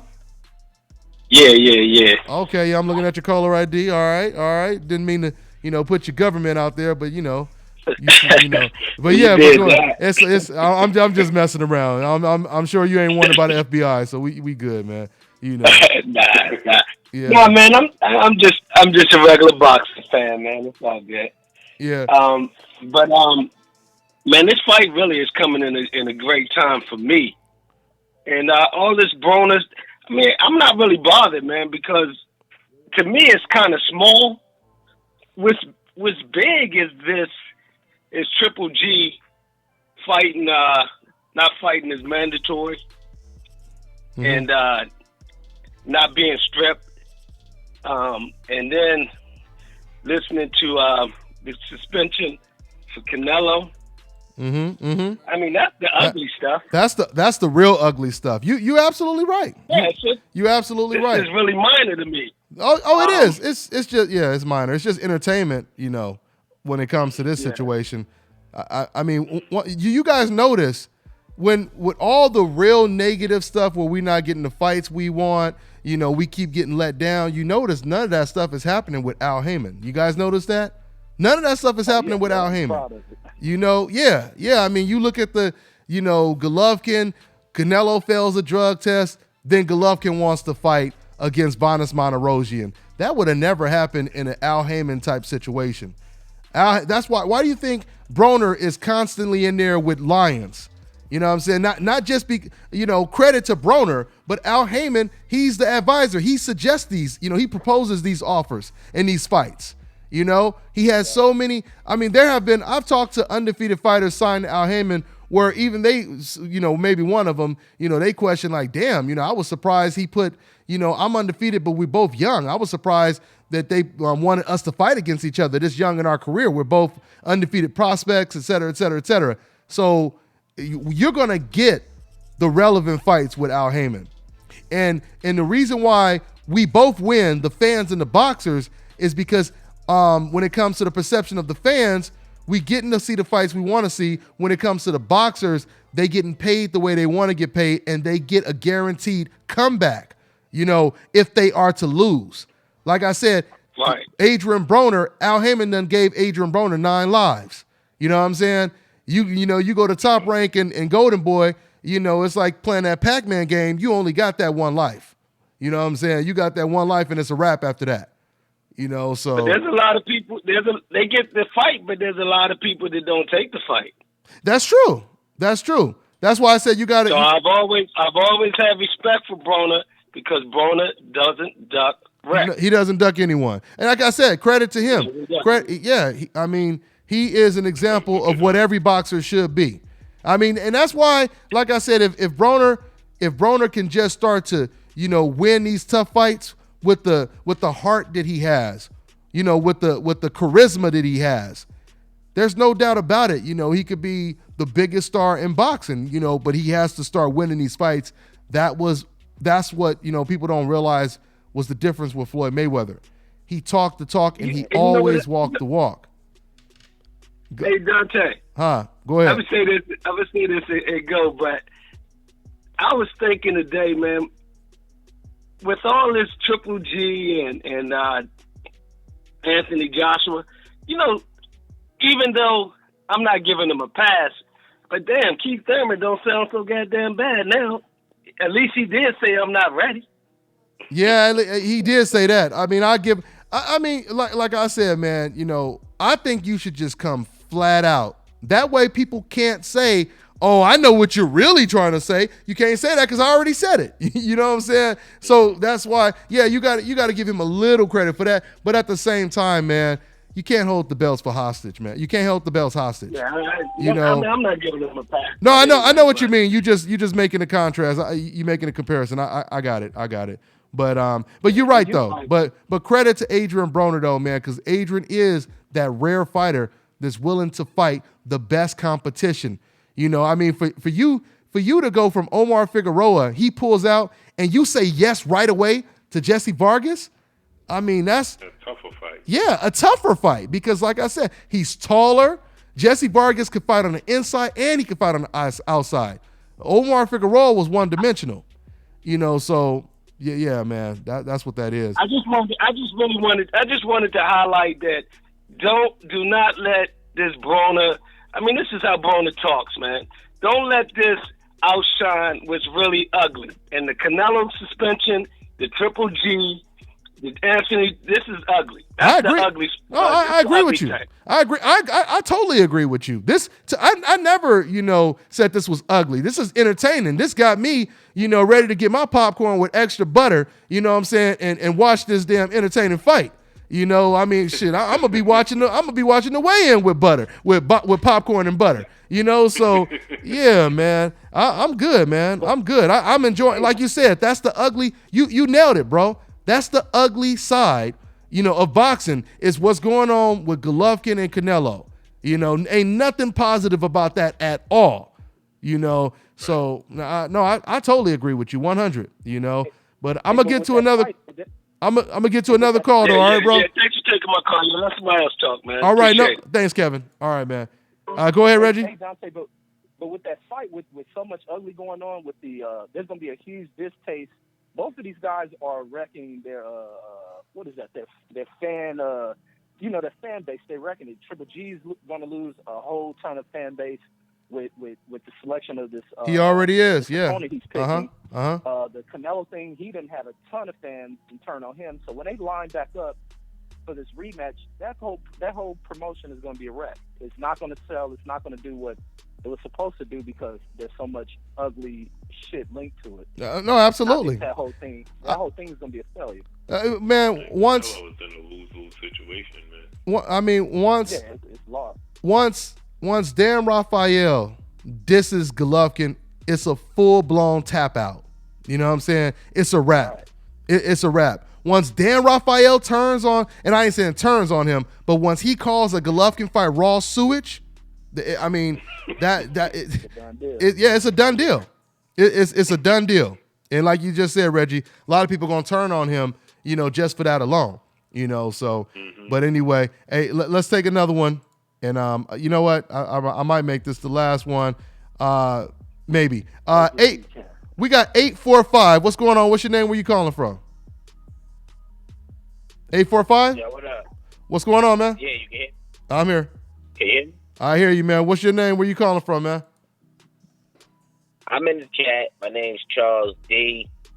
I'm out here. I'm surprised you're not covering the fight, man, because I tried to come through to meet you today. I was at the conference. Oh yeah, I didn't make it to this one, man. I didn't make it to this one. I'll be there at the next one though. Man. But what? Yeah, man. This shit was fucked up today, man. They had cops, security. It felt like you was in jail today, man. Oh man, it was that bad, huh? It was that bad. Security was on it. Was on it, huh? Yeah, security was on everybody, man. You couldn't do nothing. But I saw AB. AB looked focused, man. You said AB looked focused? AB looked focused. AB looked like he gonna knock somebody's head off. Hey, man. Like I said, we just got to see that first round, or maybe I should say the first 2 rounds. I say the first. Huh? I'm gonna be at the fight, man. If AB do his thing the first 3 rounds, I'm cool. As long as he get off first and let his hands fly, I'm cool with that. Yeah. Oh, of course. If he lets his hands go, it's a great fight. It's a great fight. There would be no reason. There would be no reason for him to pull another Mikey Garcia type of performance. I just can't see, and that's the thing. I know some people said he may quit. That's one thing that I would say Adrien Broner is not. He's not the type of person to quit, because when he was in that fight, he's gonna quit. You think you do believe? Hey man, that's why I can't wait to see it. So Reggie believes he will quit. I can't see Broner quitting. Too much mental pressure, man. Too much mental pressure. Wow. Yeah, I don't see him quit. He didn't lit another fuse with Jesse, man. Jesse was ready to punch him. Hey, speaking of that, you seen that? Broner You noticed? has too much pride, man. Yeah, I think Go ahead. I think AB got the right coach in his corner. He got Cunningham. Cunningham don't play that dumb shit. He gonna listen. Hey, you guys notice, speaking of Jesse Vargas being focused, and I just put the image up right now. Y'all notice the boy got the black glove on? Did you notice that? I asked him that too. I told him he looked like the video game Hitman. Hitman? What did he say? What did he say? He said it was part of his outfit. Part of his outfit, huh? Jesse, man, I said, Jesse, you look like the video game Hitman, man. He said, it's just, what's the gloves for? It's just part of my outfit. What'd you say? I said he had on the Black Panther gloves. Yeah, that's what it looked like to me, like the Black Panther type gloves. It just to me, I thought he was sending a message. I thought he was definitely sending a message. So we this is gonna be war, man. This is gonna be war, man. And I'm telling you, Broner done lit a fuse in his ass, and Jesse gonna go at him, and we know Broner's problem in fighting is shelling up when barrages are being thrown at him. And I'm ready for it, but I think late in the fight, he ain't walking out that corner. But don't be surprised if this fight look a lot like when Broner hold on, guys. We gotta talk at one time. Go ahead, Blue. I don't be surprised if this fight looks like when Broner fought what's his name, John Molina. Man, when he fought against John Molina, that was not a good Broner performance. That was not a good Broner performance. I hope it don't look like that. But remember, he made it a real boring fight and nullified everything Molina did. Molina went from fighting like Rocky Marciano to fighting like Willie Pep in that fight. That I do remember. That's but in that crowd, the thing, what was that crowd during that fight? It was probably a pro Broner crowd. If Broner steps into that arena with a pro-Vargas crowd, that's going to have a psychological effect on him. Oh yeah, but this isn't thrown at him.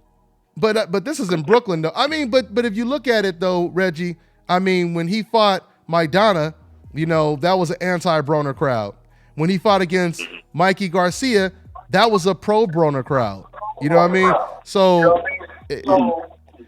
somebody's playing the live feed loud in the background because I can hear him. I can hear myself in the background. So if you guys are playing the live feed, try to turn it down a little bit.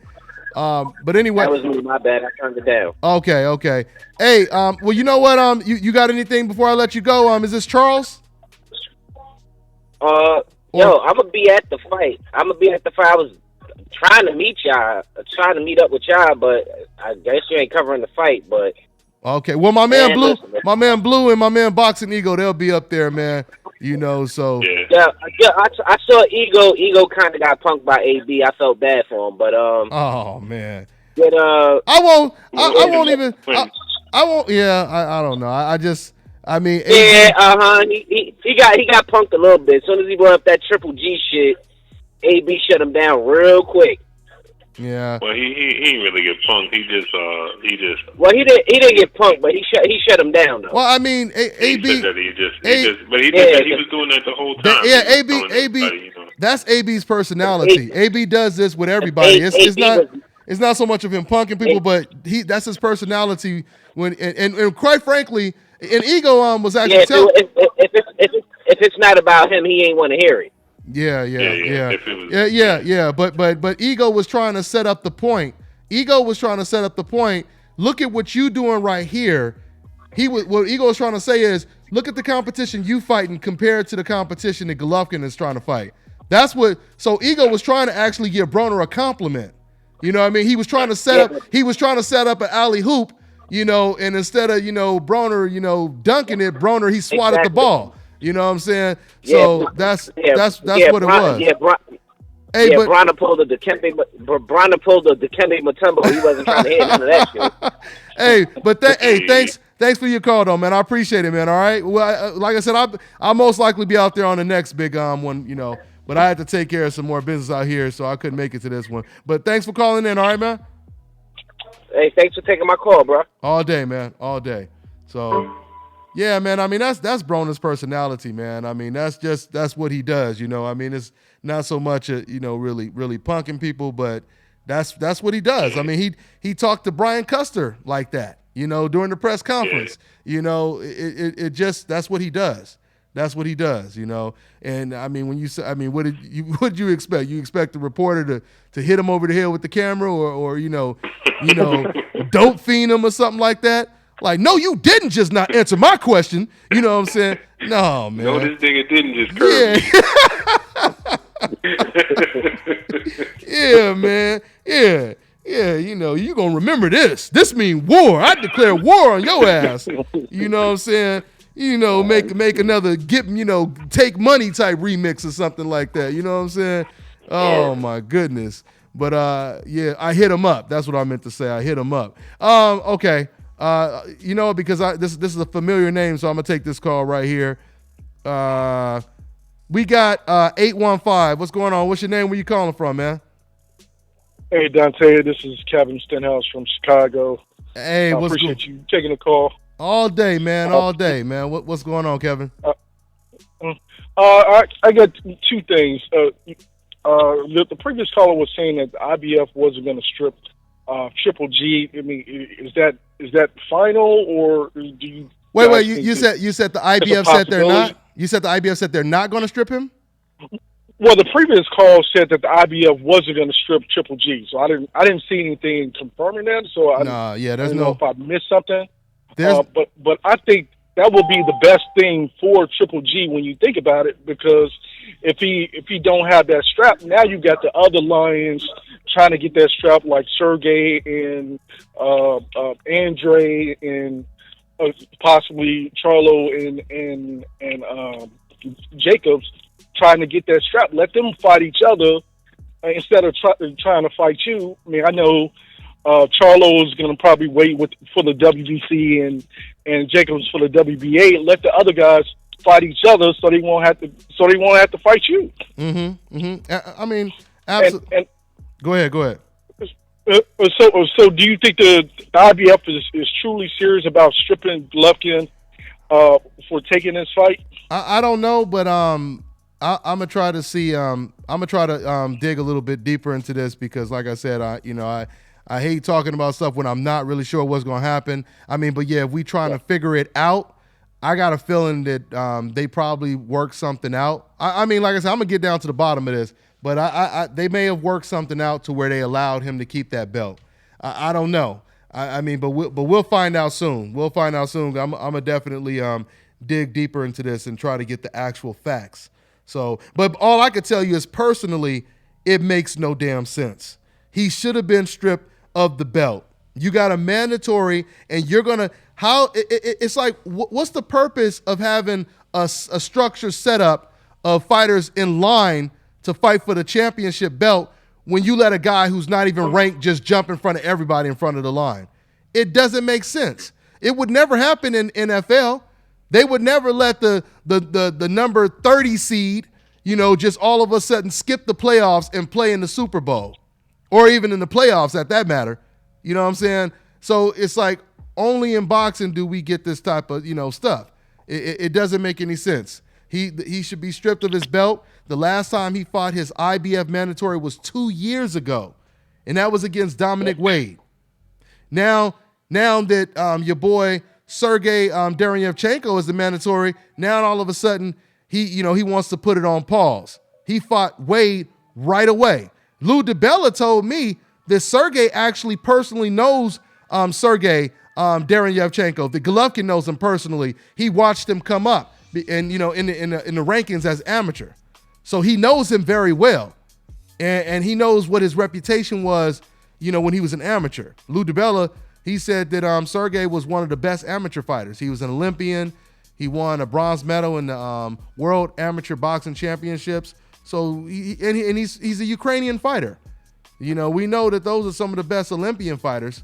So yeah, that's what it is. That's what it is. Yeah, if I was Triple G, I would just let it go. Let Sergey fight somebody like Andre. Let them two fight it out, and so it'll be one less person you will have to worry about. Yeah. That would be something I would do if I was Triple G. He ain't gonna fight none of them though. He ain't gonna fight. I don't think he's gonna fight any of them. I don't think even if they fight each other, he just gonna sit there with his popcorn and watch, and then he gonna get up and leave and never come back.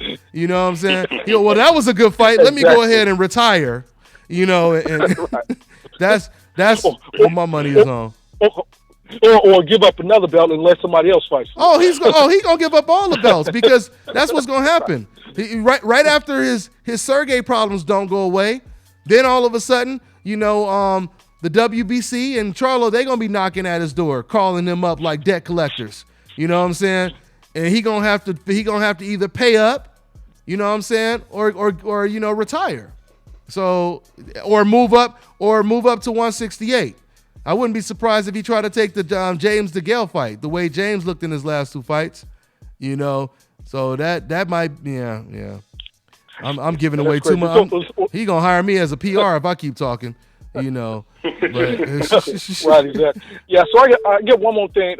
When you had Lou DiBella on, I wanted him to talk about how he felt about the Keith Thurman situation, about how he's kind of holding everything hostage, and how he felt as a promoter if he had somebody like Errol Spence. I mean, how he feel about Keith Thurman, and should he be stripped, and all these injuries, and him wanting to take a couple of tune-up fights before fighting Errol Spence, for example.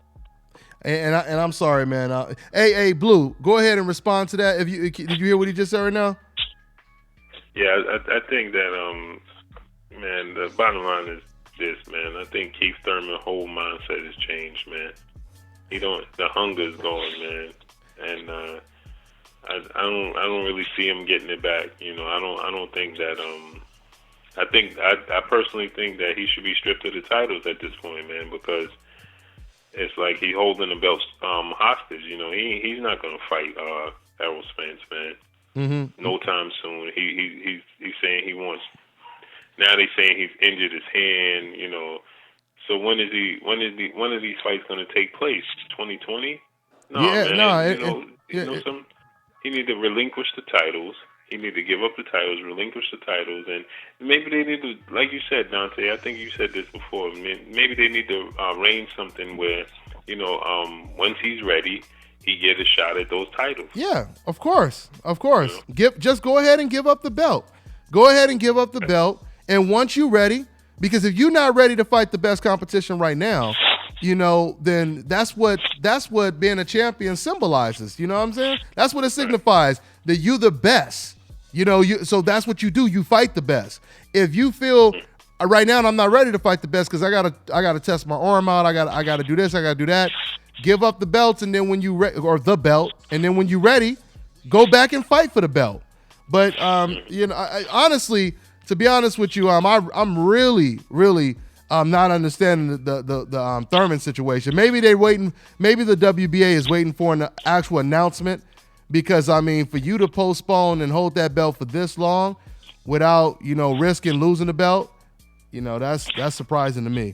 That's surprising. I mean, once again, it's not even being talked about. No, it's not even being talked about. I mean, once again, that's like postponing the Super Bowl, man.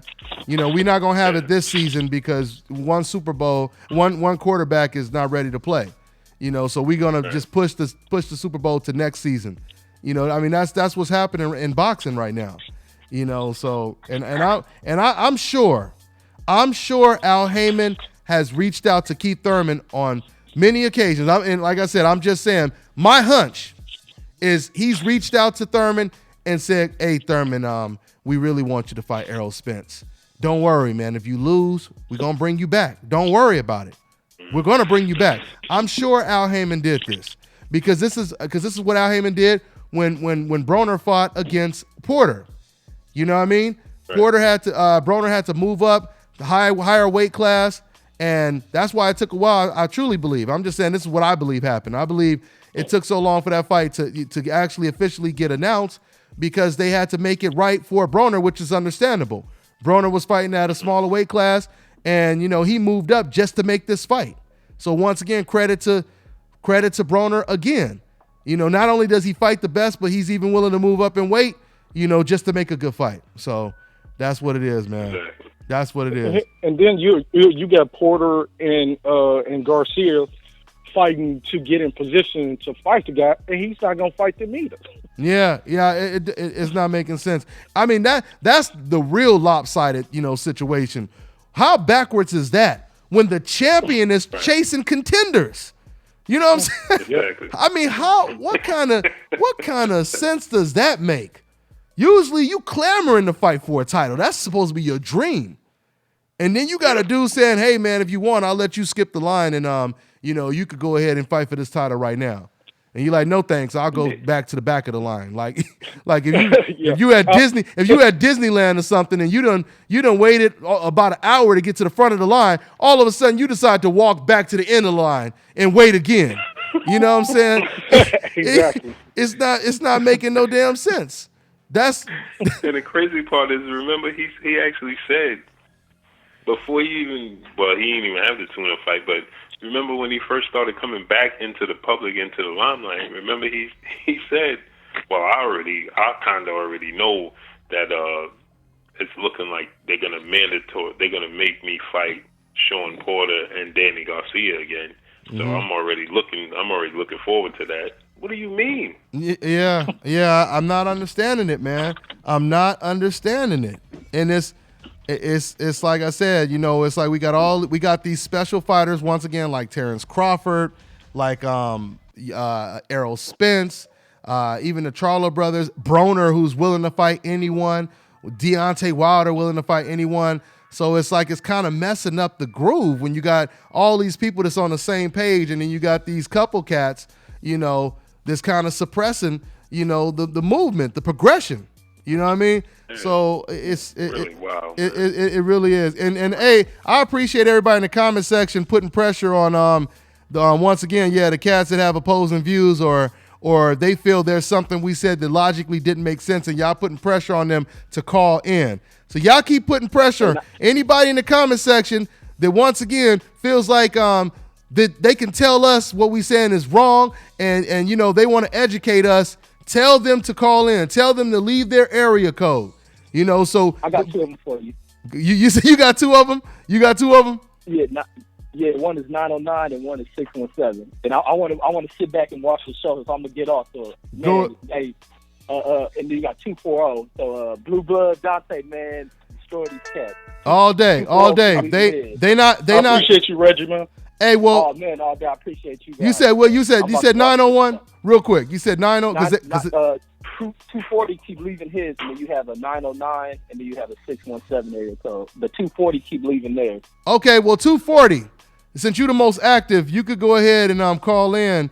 Once again, don't be afraid, man. Don't be afraid. All right, Reggie, take care, man. Yeah.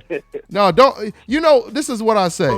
When you know what you're saying is right, you don't have to be afraid. You know, if once again, you know, if you knew 1 + 1 was 2, you know what I'm saying, and you had to debate with someone that was the answer, are you going to be afraid to debate with that person? No, because you know it's factual that's the answer. You know what I'm saying? Right. Now, you will be afraid if deep down you know 1 + 1 is 2, and you trying to convince people because you don't like that answer, and you try to convince people that it's 55 or something like that. You know what I'm saying?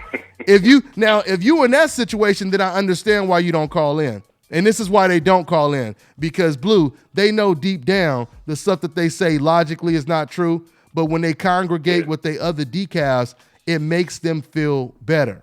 Like I always say, man, when a kid would lose in, you know, his track meet or something like that, you know, you got a parent that'll come over. What does he do? He tries to console him. He tries to make him feel better.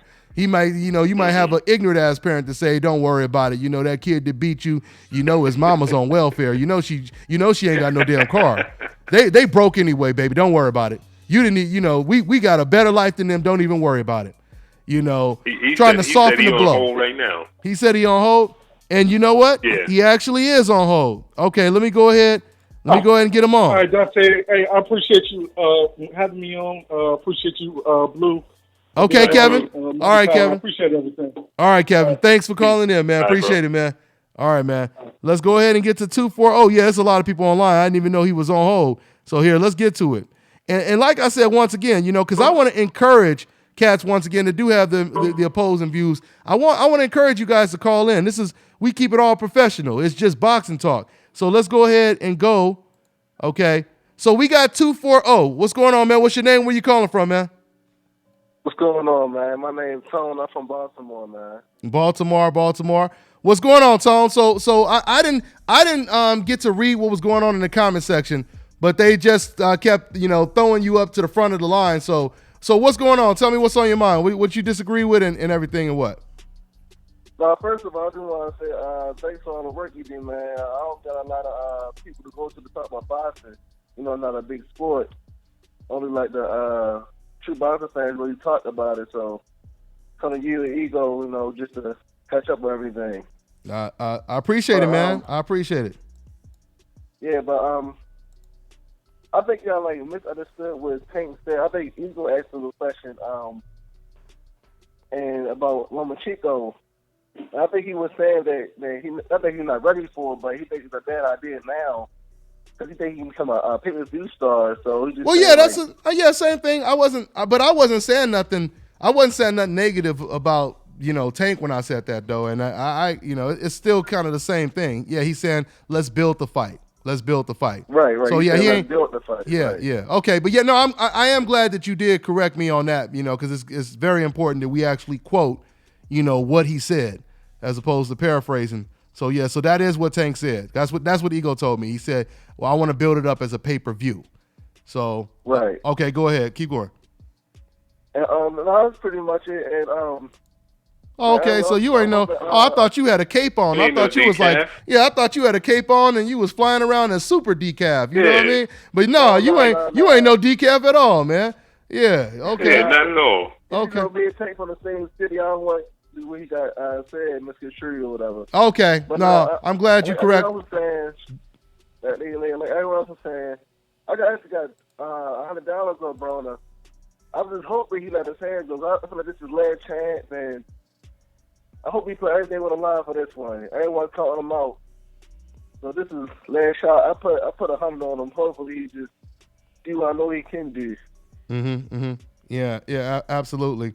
And I want to say and please stop saying silly stuff like Broner acted like a coon. I don't want nobody to misconstrue, what the definition of a coon is. You know what I mean? So it's like I hate when people try to create their own definitions of what a coon is.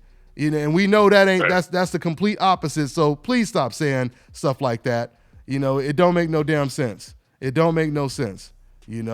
So yeah, it's like saying that somebody who's a Muslim is a Christian or something like that. It's the complete opposite. It's the complete opposite. So I thought you was a super decaf, man. We, we're saying we was ready. Oh man, I was. Yeah, no, we was just gonna sit him down and put the chalkboard in front of him. You know what I'm saying? That was it. Get him a couple, books and a nice little desk, a little shiny desk to sit down on. But it's all good, man. I was over here stretching, man. I had head weight on, man. Oh my goodness. Yeah, man. Hey, but thanks for calling in, man. I appreciate it. All right. All right, man. Hope you guys saw the details. I'm listening in. Okay, for sure, man. Good. All right, take care, man.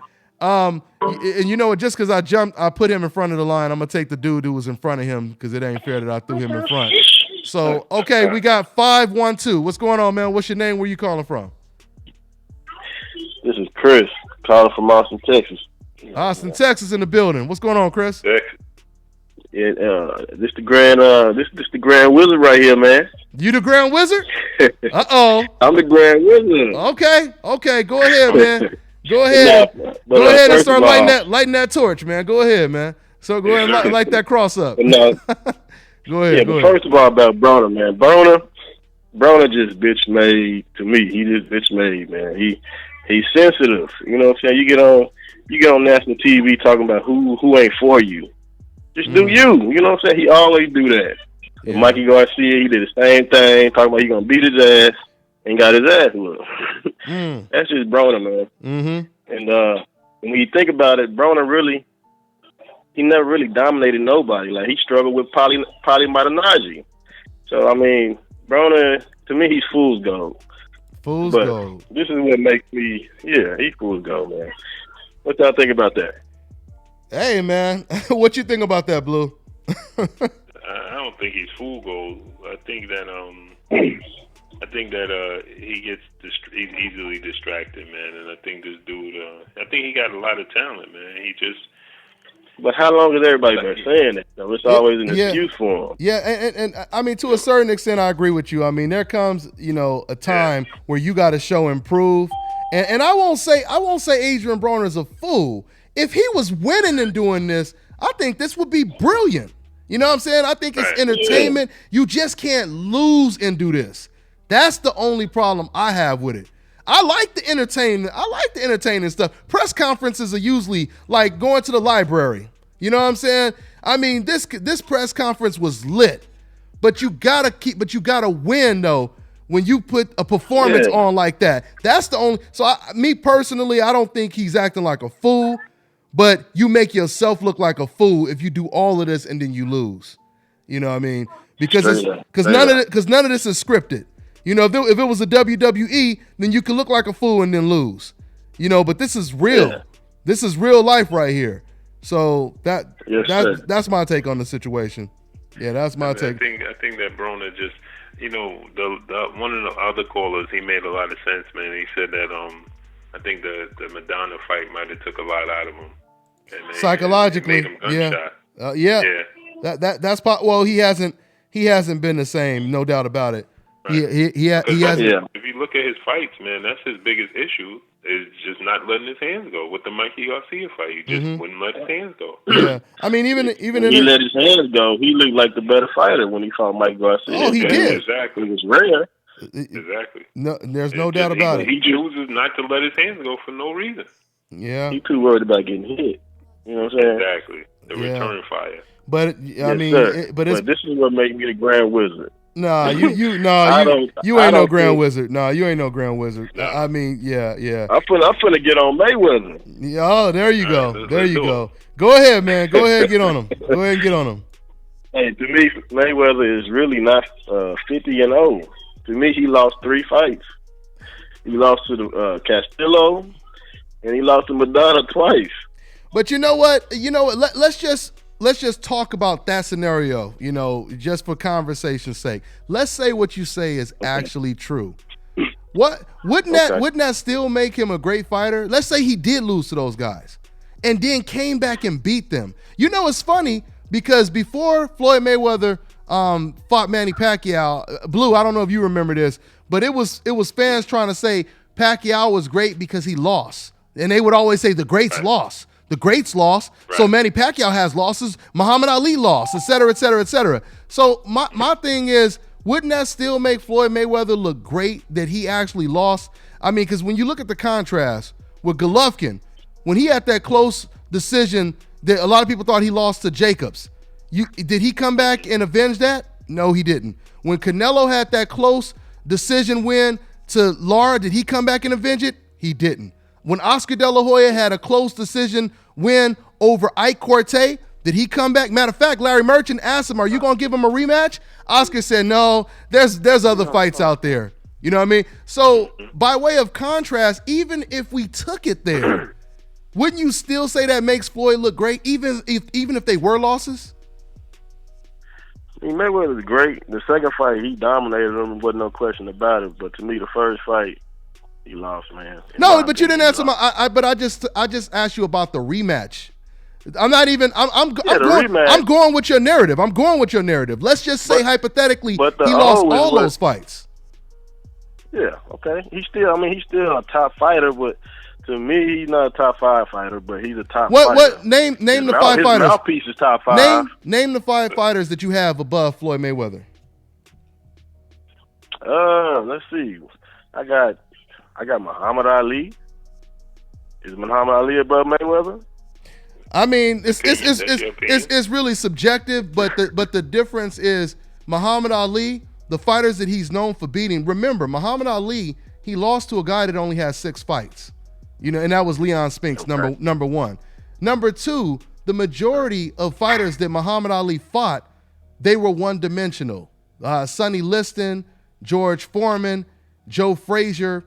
If Floyd Mayweather was fighting opponents like that, like Joe Frazier, for example, if Floyd was fighting a guy that was 3 inches shorter than him and they were easy to hit, can you imagine the field day Floyd would have against that type of opponent? Let me take it even further. Can you imagine if Muhammad Ali had to fight fighters that were similar, that had styles like Shane Mosley, Manny Pacquiao, Canelo Alvarez, Gennaro Hernandez? These are all different type of styles. People have to remember the sport evolves. You know what I mean? So you saying Floyd is a better boxer than Muhammad? Oh, absolutely. Oh, hands down. The defense. I mean, Floyd Mayweather's defense. Floyd could stand right in front of you. Floyd could stand right in front of you with his defense. Muhammad Ali had to rely on his foot movement to use as defense, and he got hit a lot compared to Floyd Mayweather. Muhammad Ali didn't go to the body. Floyd Mayweather went to he goes to the body. To be honest, there's nothing really I could think of that Muhammad Ali does better than Floyd Mayweather. I mean, you could probably say some of the things they do is even, but there's nothing that I see Muhammad Ali does that's like way better than Floyd Mayweather. Can you? My last issue with Floyd is I guess not. Go ahead. Towards the end of his career, his fight selection was deliberate. Like, you go out fighting Berto. Mm-hmm. Why are you fighting Berto? You could have fought Thurman. You could have fought somebody else, like a young lion. Put it on the line. Put it all on the line like Cotto did. Okay, if you win, you win. If you lose, you lose. Let me Blue, before you respond, Blue. Before you respond, I got it before I forget. Let's just say hypothetically. Floyd Mayweather, and I just want to make up names. Let's just say hypothetically he beat Mike Tyson, he beat Sugar Ray Leonard, he beat Muhammad Ali, Then he came back and he beat, Sonny Liston. He beat Aaron Pryor. And then his last fight was against Krusty the Clown. Would that take away that he beat all those big names that I just mentioned? It wouldn't, but still, like, what about the fans? The fans Exactly. want to see you fight a great opponent. Exactly. They want to see you fight a great opponent. But how many fighters do you know in the history of the sport that at age 38, hold on, let me finish. At age 38 or 39, they were fighting against fighters like Canelo Alvarez, 15 pounds bigger, 14 years younger. And Floyd is closer to 40. How many greats do you know that was fighting that level of competition close to age 40 and dominating them? Not many. Thank Not you. many. Thank you, bro. Thank you. So If Triple G retired without fighting Charlo, then how would that look again, on Triple G? Oh, Charlo calling his name out. It would look horrible because Golovkin does not have a decorated resume. Golovkin has never he hasn't really beat 3 or 4 or 5 fighters that was pound for pound top 10 on the list at the time that he beat him. He never beat anyone like that. You know what I mean? So yeah. Go ahead. Go ahead, Blue. Go ahead, get on it. And just to piggyback of what you were saying, Dante, you said that you put Muhammad Ali number 1. So like Dante said, doesn't matter who Floyd Mayweather fought, and you got Muhammad Ali up there. But after he lost to Joe Frazier, though, Muhammad Ali fought fighters with records of 66 and 17. He fought fighters with records of 49 and 10. Excellent point. That's true. So we going by you when you mention Muhammad Ali, you think first thing you're thinking is Joe Frazier. You're thinking George Foreman. But what about the fighters he fought with numerous of times? Because he fought fighters numerous of times, and they had terrible records. They had terrible records. Okay. Don't go. When's the last time? Go ahead, bro. Go ahead. When's the last time Floyd fought a boxer though? Because everybody that Floyd fight, they coming forward. He fought Shane Mosley. Well, see, once again, listen to what you just said right there. You criticizing Floyd for fighting fighters that come forward, but then you tried to defend Muhammad Ali for doing the same thing. Do you see? I'm bringing that up because y'all brought that up. What? No. What do you mean? What do you mean? What do you mean when you say we brought that up? What do you mean? You're talking about the style of the fighter that he was fighting. That's because we were trying to break down who's a better fighter. We were trying to break down all of the attributes. We're trying to break down their level of competition. Like I said, you just said, when's the last time Floyd fought a boxer? When he fought against Shane Mosley was a boxer. Zab Judah was a boxer. Charmaine Mitchell was a boxer. Oscar De La Hoya was a boxer. Canelo is a boxer. Manny Pacquiao. What you say? What to? Canelo. Did you see? Well, what would you label him? What would you label Canelo? Because he was in there doing the shoulder roll. He was in there doing the shoulder roll. He was trying to jab with Floyd. He was over there trying to do everything Floyd was doing. If Canelo's not a boxer, you ain't even Dante. You ain't even got to go back. We could go as recent with Triple G. He wasn't banging with Triple G. He was trying to use the ring. Absolutely. Oh yeah, he was using the ring. Absolutely. Yeah, hey, go back and watch. He was on steroids. Hey, go back and watch Canelo versus Tyner. What's his name? Tyner. What? I'm forgetting his last name. Leonard Tyner. Leonard Tyner. Yeah. I'm just saying. I mean, it's a couple fights, but like I said, man. He's a boxer. An aggressive fighter doesn't really change his stripes. You know what I'm saying? Like Mike Tyson always fights like Mike Tyson. Chavez always fought like Chavez. So you can't say Canelo is a Chavez. You can't say that's like saying that's like saying and Marquez is another boxer. That's like saying Marquez is an aggressive fighter. Hey, but anyway, we gave you enough time. Zab Judah. But hey, thanks for calling in, brother. I really appreciate it, man. All right, man. No problem, man. All right. Later. Next. as James Toney would say, who's next? Who's next? Yeah. We gotta get James Toney on the show. He fun, man. You know what? Here, let me just see real quick. He probably don't. No, I'm doing too. Okay. Anyway, I see your text, Blue. So yeah, let's go ahead and wrap this up, man. Hey guys, we're gonna go ahead and wrap this up. Hey Blue, let's try to do a little something later on tomorrow, and do a review on the weigh-in tomorrow. Yo, let's do it. Okay. So hey guys, I'm gonna go ahead and close out. Thanks for my panelist, Blue Blood Sports TV. Make sure you guys subscribe to his channel. We'll be back over here. We're going to do another live review and let you guys call in and give your take on what, transpires tomorrow. So y'all know what it is, man. Right after the weigh-in or a couple hours after the weigh-in, we'll see you guys tomorrow. But oh yeah, I got to make sure I let you know, we're going to have a special guest. We're going to have Andrew Tabiti, the undefeated TMT's own Mayweather Promotions, Andrew Tabiti. He'll be in the studio on Sunday. So we're going to have a lit show on Sunday. We're going to be talking about whatever happens in the Broner-Vargas, Charlo, and Tank Davis fight. And we're going to have Andrew Tabiti. He has a fight coming up that's going to be out here in Las Vegas. He's going to talk about that and everything else you guys want to talk about. So at the end of the day, y'all already know what it is, man. Hashtag Dante's Boxing Nation. Hashtag DBN. Hashtag DCN, Dante's Cooking Nation. Hashtag Dante's Muscle Nation. Hashtag Decaf Busters. Hashtag New Media. Y'all already know what it is, man. It's the nation, baby. Yep.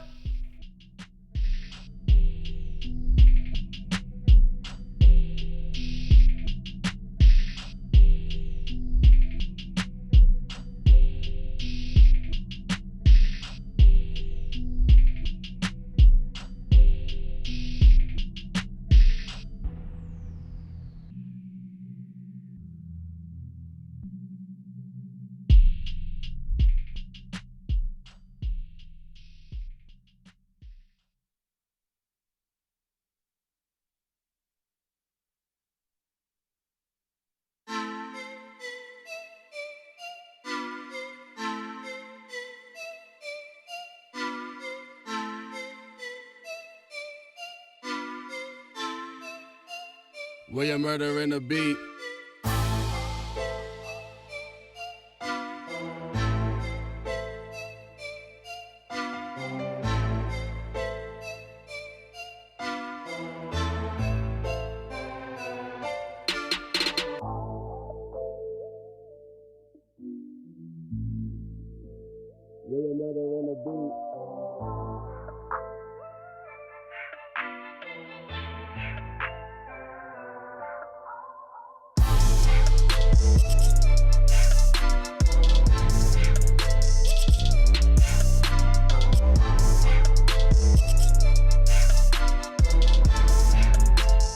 Where you murdering the beat?